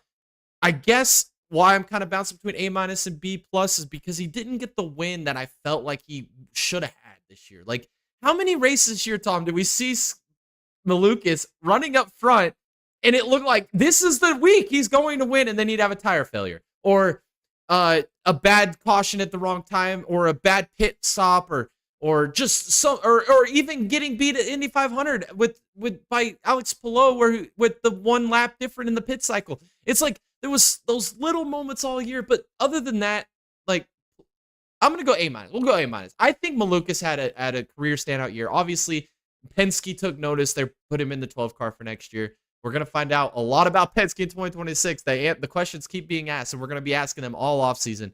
But as for 2025, I think Malukas did a fantastic job. He got way more out of that equipment than I think is there. He outperformed Santino on a regular basis, and Santino's been there for 4 years. And you know what, Zach Brown? Lick my balls. Ligma. Ligma. Yeah, I'm confident in an A minus here, and really that what comes with that is the fact that he drove for AJ Foyt Racing and still finished 11th in points in a year that was so dominated by the top four: Alex Palou, Pat O'Ward, Scott Dixon, Kyle Kirkwood. And we saw insane drives by David Malukas here and there throughout the year. I mean, it wasn't just one race. I mean, we're talking 5, 6, 7 races where he did a phenomenal job just to have it unravel. And honestly, that could just be the Foyt curse and bad luck, really. But I think there is a lot to dissect in 2025 and David Malukas' season with Foyt. And I feel like he handled it better than probably anybody else in the field could have handled it. I think what we're seeing is the David Malukas comeback tour, and we are on the top of that 12-foot wave coming in to the beaches, and David Malukas is just absolutely crushing it. I agree.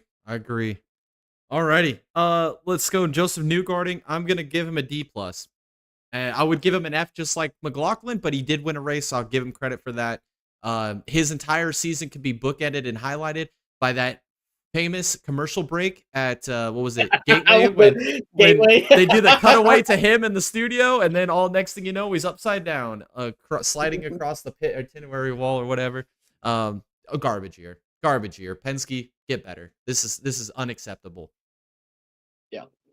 I'm kind of tired about talking about Penske already, but I'm the only reason why I'm not giving Joseph any better score is because he does have one win. I'm giving him a D-. What a forgetful season. What a forgettable just mid 2025 season for Joseph Newgarden, where that car has been a formidable force in previous years, and there was just nothing that just pokes out of my mind about that car being good this year. And it could be that Penske effect with what happened at Indy, but regardless, what a joke. What an absolute freaking joke. All right, let's go to Christian Rasmussen. I'm going to give him an A, solid A. I know that sounds way ridiculous and way too high if we're counting an entire season's worth of resume here. But dude, I did not enjoy, like, I'm not like a huge oval advocate in IndyCar racing. I love the Indy 500, but I'm not like one of those people that just equates IndyCar to like oval racing. But this man made me an oval IndyCar racing fan this year. Every freaking race, this dude was must-watch cinematic television. I mean, doing things that just absolutely blew my freaking mind. 3 wide, moving through the field. Every week it felt like he started dead last, and he was like battling for the win at the end. He got that win at Milwaukee at the end of the year. I mean, dude, just what Christian Rasmussen did, I think he put himself on the map as a future rising superstar. We saw what he did in Indy NXT, and he was like the next big thing. And we've seen the other counterparts to that. We'll talk about Marcus, or we'll talk about Nolan Siegel, Jacob Abel, Louis Foster. The list goes on of other guys from Indy NXT that were dominant in the last 4 years or so that have struggled in IndyCar. Rasmussen went to ECR and he is figuring shit out, man, and doing it in an absolutely entertaining factor. I know an A is a way too high of a grade, but I just fell in love with watching this guy race last year, and I still have a smile on my face thinking about him at these oval tracks being an absolute freaking superstar. I want to see more of it next year. Bring it on. And what a great campaign. Let's see what future years have to bring.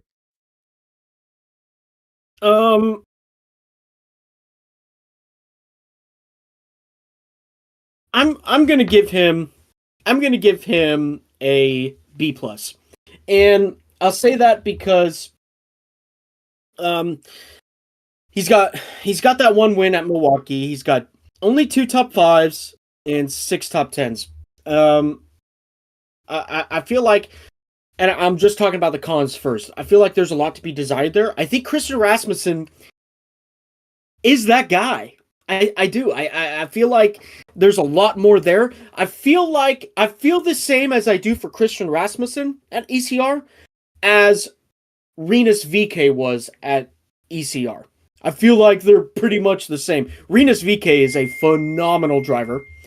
I feel the same with Christian Rasmussen. I just feel like maybe there's just a little bit more desired there, just in that ECR equipment. But I think just give it some time. I think he'll be pretty good. You just gotta see what 2026 has around the corner. But what I do gotta say is what he did at Milwaukee was freaking magical. Race of the year. I mean, unbelievable. I was sitting there watching the race, and I was like, no freaking way. No freaking way. No freaking way. There's like 5 laps to go. No freaking way. 3 laps to go. No freaking way. White flag. Oh my god, he's gonna do it. You know, like it was so suspenseful. It was incredible what he did at Milwaukee. That team just firing on all cylinders that day and just executed to perfection. I mean, it was just a magical race. It was just magical. And I'm putting that into the driver grade. I think that even with ECR equipment, he finished 1 spot below a Penske car in the points. 1 spot in an ECR car. I think that's commendable. I really do. And he beat Alexander Rossi. Kicked his ass. Alrighty. Next is Rinus VK. I'm giving a flat A, just same as I did with Rasmussen. Tom drew the comparison there between the two. VK in a Del Coin car had probably his career best year. I know he's gonna win. I know he's raced for ECR. He's done all these different things, right, in IndyCar. He had his career best year in a Del Coin car, guys. A Del Coin car. A team that's so ragtag, bro. They look like a misfit freaking Boy Scout troop that don't even know how to tuck in their shirts or anything. Like, that team, like, what he did this year was just, I will never forget it. I will always look at Rinus VK as being, like, at that Kurt Busch level of good. You know, that's a good comparison. Great comp, right? Like, I hope Rinus finds a ride in 2025. Well, he is. He's going to be racing for Junko. It's going to be interesting to see what he does in Junko next year. I think he's going to take that team to heights that they've never seen before. If he could do what he did at Coin, he can just replicate that to similar at Junkos. This guy might be a top 5, top 7 threat for the points next year. Watch out, ladies and gentlemen. Take notice. Yeah. Everything Jay said, from the first time Rinus VK won at the Indy GP with ECR, which was also a freaking magical win. I think that this guy really just has proven that he deserves to be here. Of course, he got put in a bad situation at the beginning of the year with Rossi taking his seat, and it kind of sounds like he didn't even know about it, you know? And then had to just find a seat at Del Coin Racing, and we all know what Del Coin is like. It's like the Rick Ware Racing of the Cup Series, you know what I mean? Like, and to pull out a P14 in the point standings with that dude, holy shnikes, did that guy put in some work this year. I'm giving him an A-. I think that there's not a lot more that he could have done in that Del Coin car. I think he was just limited by that Delcoin car. I think in the coming years, I think Juncos is a better team than DCR, and it's gonna reflect that. I'm really excited for 2026 and Rinus VK. I really am. I think that's going to be one of the standout guys. Hell yeah. And he's a guy nobody even wanted. Yeah, That's yeah. crazy and to it's think about. and it's a guy that nobody even really follows that should be followed. Like Rinus VK is on that level of being that guy. Like Yeah. he's that guy, you know? Yeah, he's impressive. He's impressive. Next one. This is the only driver I put non-gradable on is old Cooter Daly. I can't give him a grade. There was nothing good about his season. There's nothing bad about his season. Nothing memorable about this season. He was just there on the track, being Cooter, doing Cooter things. I mean, there was never a moment, even when he was leading with like 20 laps to go at a couple races, even at the Indy 500, when he had that massive lead and it looked like he had the best strategy to the end and the best tires. There was never a moment where I looked at it and I said, he's going to win this race. So I can't grade him. He's not going to be an IndyCar next year. Where's he going to go? Nowhere. Nobody wants him. Who the hell wants Cooter? Nobody. He got released by Juncos. You know how freaking bottom of the barrel garbage you have to be to get released by Juncos? Come on. Ungradable.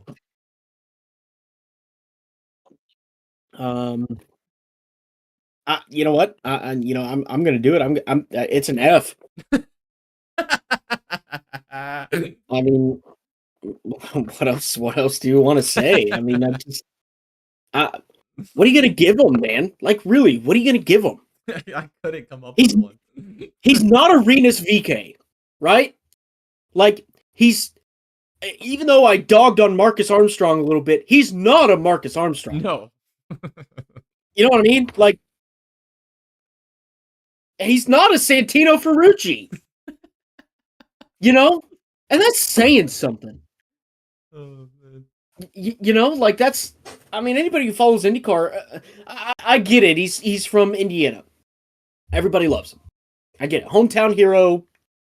He rides that wave a lot. If you really just dig into Connor Daly a little bit, old Cooter, then he rides that wave a lot. You know, the all-American IndyCar driver from Noblesville, Indiana. I'm that guy. You know, can't wheel a fucking race car.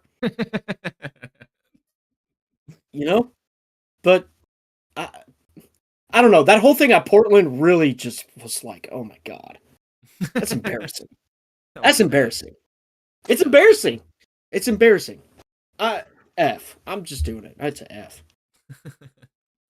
All right, next is Graham Rahal. I'm gonna give him a D minus. I honestly forgot that he was even in IndyCar until I was doing my driver grades, bro. That's how unforgettable he is, or unmemorable.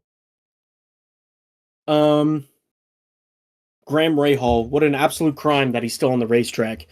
You need to put somebody else in that car. You're washed. I know your name's on the freaking building. But get out of the freaking race car, man. You can't do anything. You just can't. It really takes that special type of racer or even man to realize that like you don't have it anymore. It's time to pass the torch. I guess when God created him, they just forgot to put the quit in it. You know what I mean? Like it's you and Jimmy Johnson, dude. Just freaking quit. Like put some freaking talent in there. You want your team to succeed, my guy? Your name's on the building, man. You're gonna be having a paycheck out of there. It's like just let it happen, man. It's an F. One of them old Yeller situations, man. Get rid. And well, you encapsulated it perfectly, Jay. You didn't even know he was racing half the time. I didn't, dude. I didn't. That's what I'm saying. Like, it's time for a change. There's only one race a year that you know that Graham Rahal might have a chance to win, and it's Indy GP every year, and he always finds a way to fucking choke it every year. The only race he can ever potentially win, he fucking chokes it. Yeah, irrelevant. All right, next will be Santino Ferrucci. I'm gonna give him a C, just a flat C. There was no memorable Santino moments this year. Yeah, he got another top 10 at Indianapolis. It's like Death, Texas, and Santino top 10 Indy 500. Those are guarantees every year. But other than that, dude, what is he? He got outperformed by his teammate Malukas. I mean, it absolutely got obliterated, got humiliated, got dehumanized. He didn't have any aerial astronaut moments this year, like he did last year to really entertain us. Uh, he didn't have a fight with a little shoving match, pissing contest with Kirkwood like he did last year. There was just no, like he didn't have a moment this year. So I can't grade him with good faith with anything higher than a C. I'm giving him a D plus. How are you going to go out with your pre-existing team and just get slaughtered by your teammate who's the first year? Like second car. It's almost like, how are you going to get fired on your day off? You know, like it's that level of pathetic. Honestly, like, I don't know. Complacency is the disease of success. He had some success with Foyt, and then what? You know, like, abysmal. Honestly, I'm surprised myself. I haven't given him an F, but you know what? Screw it. He gets an F. He gets an F. He does. And you said it too. He had no memorable moments this year. None. He got obliterated by his teammate. He's with a pre-existing team that he's been with now for 4 years and has, here we go, 4 top 5s and 6 top 10s. He got beat by Alexander Rossi, who has 2 top 5s and 7 top 10s. 2! He had 2 more top 5s and still couldn't beat P15 in points. Get out of here. Get out of here. Get out of here. Embarrassing. All right. Next one is Kiffin Simpson. This one I'm giving a D- too. Like I said earlier with the other guys, like with Christian Rasmussen. Christian Rasmussen's been the best of the Indiana NXT over the last 4 years, and it's not even close. Kiffin Simpson, he's a third Ganassi car. He's got a level equipment as Alex Palou and Scott Dixon, and he is back in 18th in points, 17th in points. Miserable. There was never a moment this year at all during any race where I looked up and I said, wow, Kiffin Simpson's having a great run today. Never happened. Garbage. Dog shit, dog water, whatever you want to say. Terrible season. I'm giving him an F.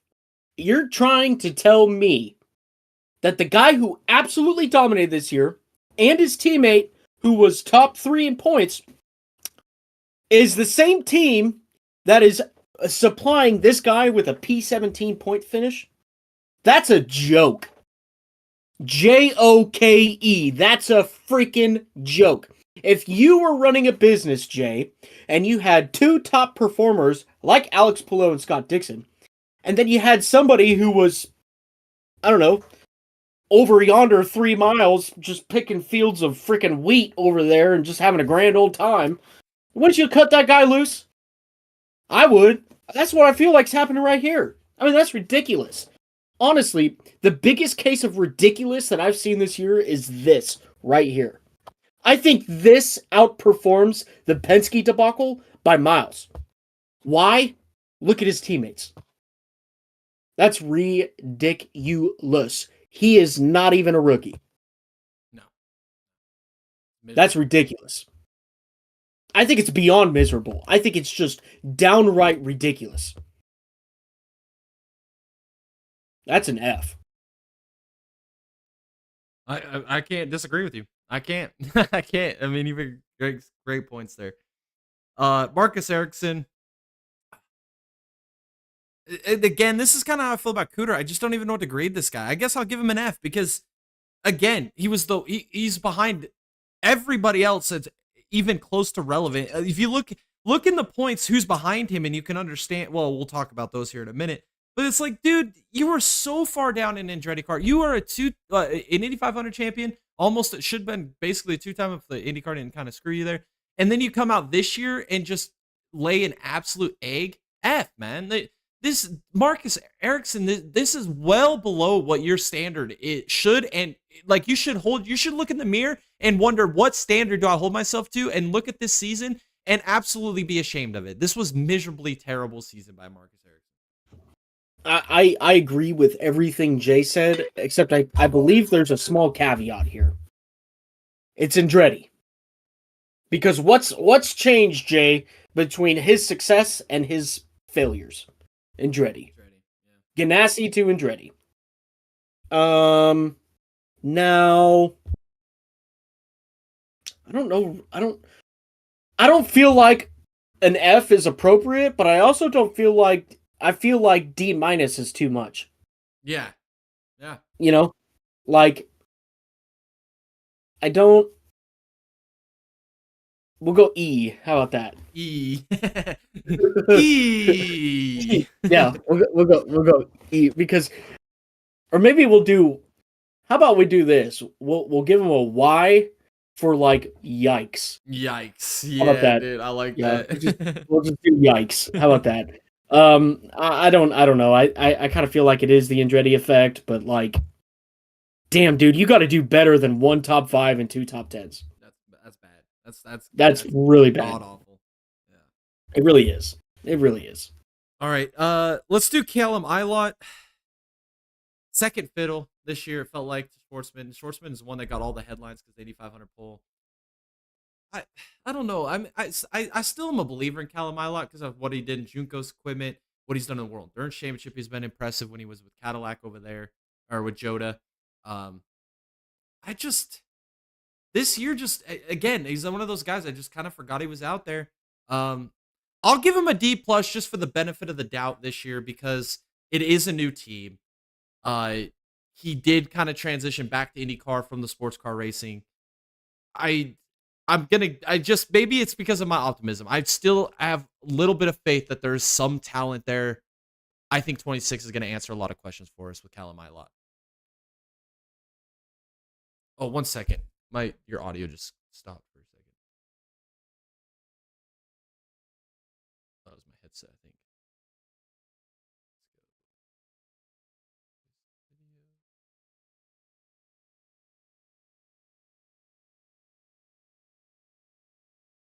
What's going on?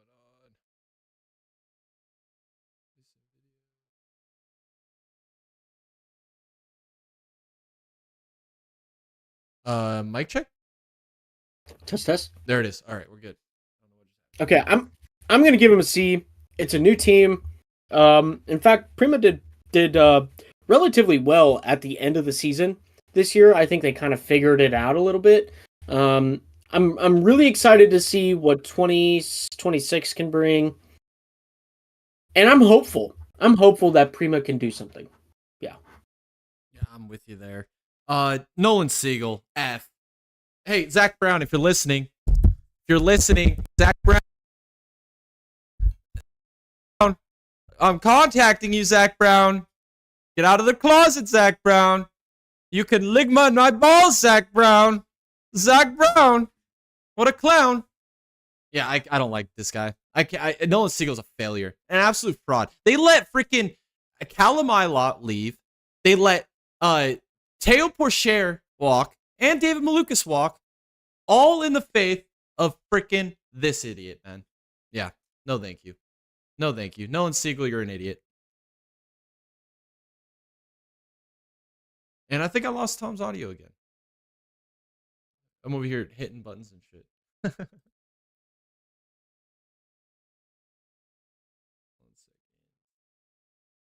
Hello? Can you hear me?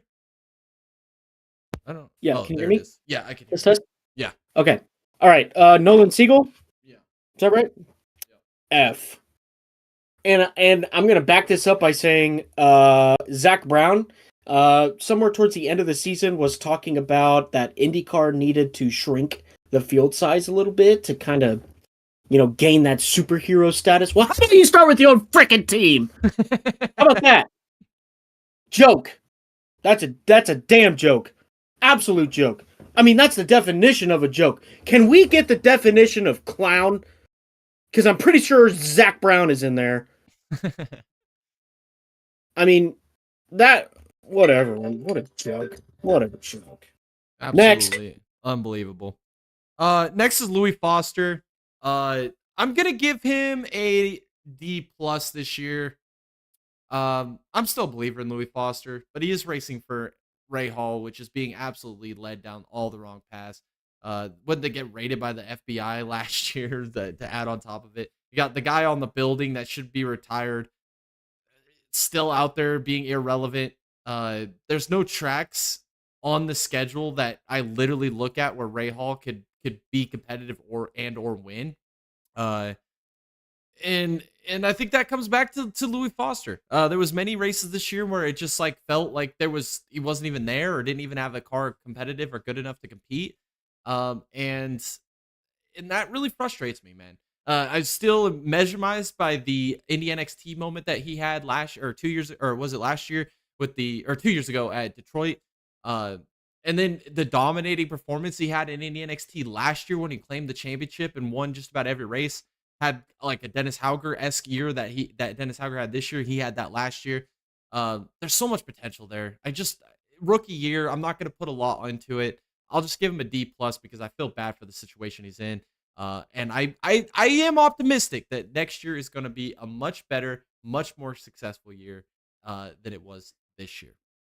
Um, I guess I'll move on to the next one until Tom is ready again. Let's go Schwartzman next. I'm going to give Schwartzman a solid C. I'm probably giving him a higher grade than what he probably should be. Again, like Tom said, I think Prima has a lot to learn.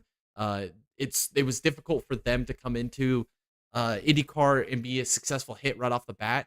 But what Schwartzman did as a rookie, never seen an oval in his life, goes to Indianapolis and puts that thing on the pole. One of the most impressive pole runs I've ever seen. I can't get that out of my head. He made the storylines. He made Prima better for it. And Prima is one of those teams that's always going to be competitive. It's just going to take some time to adjust to this IndyCar thing. I think they have the right drivers in place, especially with Schwartzman. I'm excited to see what Schwartzman could do in the near future. I'm going to take Schwartzman with a solid C. Next is Stingray Rob. I'm giving him a D minus. I would give him an F, but maybe I'm just being nice. Maybe I'm being kind to the guy from Idaho. I guess I don't know. I'm gonna give him a D minus. I just still don't understand why he's still in IndyCar. He had moments at like Road America this year that was awful. There was a lot of moments like that were awful this year. And again, why is he still in IndyCar? D minus. Next we'll go with Jacob Abel because I want to save this last one here for certain reasons. But Jacob Abel, I'm giving him an F. Del Coyne, rookie season. He missed the Indy 500. That has a lot to do with my rating here. You can't be a full-time team and not make the Indy 500. It just is what it is. Del Coyne was super slow at Indy 500 qualifying. Even VK barely made it in the field. But VK still had a pretty good run till things went awry on pit road. Obviously, we've all seen the memes from the Indy 500 this year with all those cars having incidents on pit road and flames and wrecks and all that stuff. But yeah, Jacob Abel, absolutely irrelevant this year. Had some cool paint schemes. I'll give him that. But he ran F all year long. That's my grade. The last one, I'm going to go Devlin DeFrancesco. I'm going to give him an F minus. The only memorable moment he had all season long was when he ran over that poor cameraman at Gateway. That's it. That's all you remember him for. He's garbage, dog water, dog shit. That number 30 car at Ray Hall has been an absolute miserable disgrace. And Devlin was just another chapter in that absolutely miserable disgrace here in 2025. That will conclude our driver grades for 2025 IndyCar drivers. We had a fun year of IndyCar, and we appreciate you guys for tuning in to listen to our awesome drivers grades brought to you by the Dega Boys, the only grading system for motorsports that actually matters right here for 2025. We'll be back to do the NASCAR driver grades like we did last year, again at the end of the NASCAR season. And we may actually do F1 driver grades this year when the F1 season concludes as well. So stay tuned for more. Let's get back to NASCAR predictions for this weekend before we round out this podcast here on this Tuesday. Xfinity Series notable entries. I went over trucks earlier. Xfinity, Brennan Queen with colleague in the 11. Eric Almirola with JGR in the 19. Old Jordy Anderson back for his own team in the number 32. And then Connor Mosack in the number 99 for Viking. The Cup Series, Austin Hill, number 33 for RCR. Anthony Alfredo back with Beard in the number 62. Casey Mears back with MBM in the 66. And then BJ McLeod in the number 78 for Live Fast Racing. All right. Now, time for some predictions here in the NASCAR race this weekend at Talladega with the Truck Series. The Love's RV Stop 225. My prediction for the win, I'm going with Grant Enfinger. He's basically going to have to win if he's going to make the championship four like he did last year. This is a race last year that he won, locked himself into the championship for. He is the best driver in the truck series. I think at super speedways, Talladega is his track. He owned this race last year. There was no move that he could have made that would have been good or bad. He just absolutely dominated in every extent of the word. So I'm going to take Grant Enfinger to win this race in dominant fashion once again. And then my dark horse, I'm going to go with Matt Mills. If you guys remember last year, he had a phenomenal run at Talladega last year. Ended up basically in a position towards the end to win the race, but was obviously outdueled by the man, the myth, the legend, Grant Enfinger. Can he back that up? I don't know. We're going to find that out this weekend, but I'm going to take him as a dark horse. I think he's one to watch this Friday night at Talladega. And then Saturday, the Xfinity Series, United Rentals 305. I'm going to take Jesse Love to win this race. We talked about it earlier on the podcast, him and Austin Hill, and have a little bit of rivalry going here. While Austin Hill swallow his pride and play the good team game and help push Jesse Love to victory lane. Jesse Love has won at Talladega in the past. Those RCR cars are unstoppable at Talladega. I think they're going to do everything in their power to lock Jesse Love into the championship four and race for a championship at Phoenix. I think it's going to be a phenomenal race. My dark horse, I'm going to go with old Jordy Anderson. Just for the lulz, just for the beams, whatever. Take it, leave it. I'm just going to go with Jordy Anderson. F1 this weekend. Saturday is the sprint race. I'm going to go Max Verstappen and Isaac Hadjar as my dark horse. Again, is the championship still in reach for Verstappen? Mathematically, yes. Realistically, maybe. I don't know.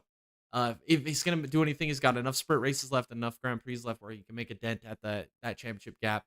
It all starts this week with the sprint race on Saturday. Oh, excuse me. I think Max Verstappen gets the job done. And then my dark horse, Isaac Hadjar. He's been super impressive to me this year for the way his year started and where it's progressed. I think he's the best rookie by a landslide here in Indy NXT. I think he's going to take the crown this weekend for those backmarker teams. He's going to score points in the sprint race. And then I'm going to go with the same lineup for the Grand Prix. I think Verstappen wins again. We've seen the polarity there at McLaren, the hostile tenure that we've seen there, especially like the last race at Singapore with Lando Norris getting desperate and putting Piastri in the wall early. I think those troubles continue to ramp up and boil up for McLaren. I think that they're gonna let Max get back into it, and it's gonna get close. I still think that McLaren's gonna win this world, or is gonna win the world championship with probably Norris. Let's just be honest. But I think Verstappen's gonna just be right there to the bitter end, fighting to the last straw there could possibly be, and maybe he can steal the championship. And then Sunday, the Cup Series, the Yellowwood 500. I'm gonna go with the Lagooner. I'm doing it. The Lagooner is going to win this weekend and lock himself into Phoenix and be a championship threat. I just can't count out Lagooner. You can never count out the Lagooner. I mean, this is a track he can win. Penske's good here. He's had his back against the wall basically every year for the last 5 years in these playoffs, and he's found a way to succeed. I know it's an odd year. I don't think it matters. I think Lagooner wins this weekend. And then my darkest, I'm going with Anthony Alfredo. Every time he's in that Beard Motorsports machine at Talladega, he does some crazy stuff. It is super impressive and is always running up at the front of the field. I'm going to take old Anthony Alfredo as my dark horse this weekend. All right. NASCAR fantasy grades. I'm going to take Logano, Cindric, McDowell, Bubba, and Stenhouse. Just basically based upon past stats, performance, and my usages. I think that's a good lineup. Matchups. Ryan Blaney versus Chase Elliott. I'm going to take Blaney. I think Blaney's going to be a threat to win this race. Enough said. Bubba Wallace versus Ross Chastain. I'm going to take Bubba Wallace over Chastain. I think Bubba Wallace is also going to be a threat to win. He's really good at Talladega, and those 2311 cars are fantastic. Next matchup, we got Logano versus Briscoe. I'm going to take... 1 second. Let me... Thomas back. Hi. The camera's fixed up real quick. I was just doing fantasy, and then I'll come back to you to do your race picks for this weekend, and then the last couple drivers' grades here in a second. Doing fantasy right now, and then I'll let you go through fantasy. Matchups, or I guess, what are your 5 drivers you're looking at for your fantasy this weekend? Oh, let's see. I'm going all of Team Penske, so I'm going 22, 12, 2. I'm going to take the 6 of Keselowski, and I'm going to take the 60 of Priest. Nice. I actually like that lineup. That's solid. All right, matchups. Blaney versus Elliott. I went Blaney. Easy, Blaney. Bubba versus Chastain. I went Bubba.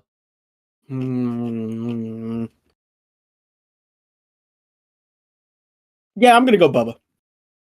All right. That's where it's him there. And then Logano versus Briscoe. I'm gonna go Logano on this one. I think he's gonna be a threat to win.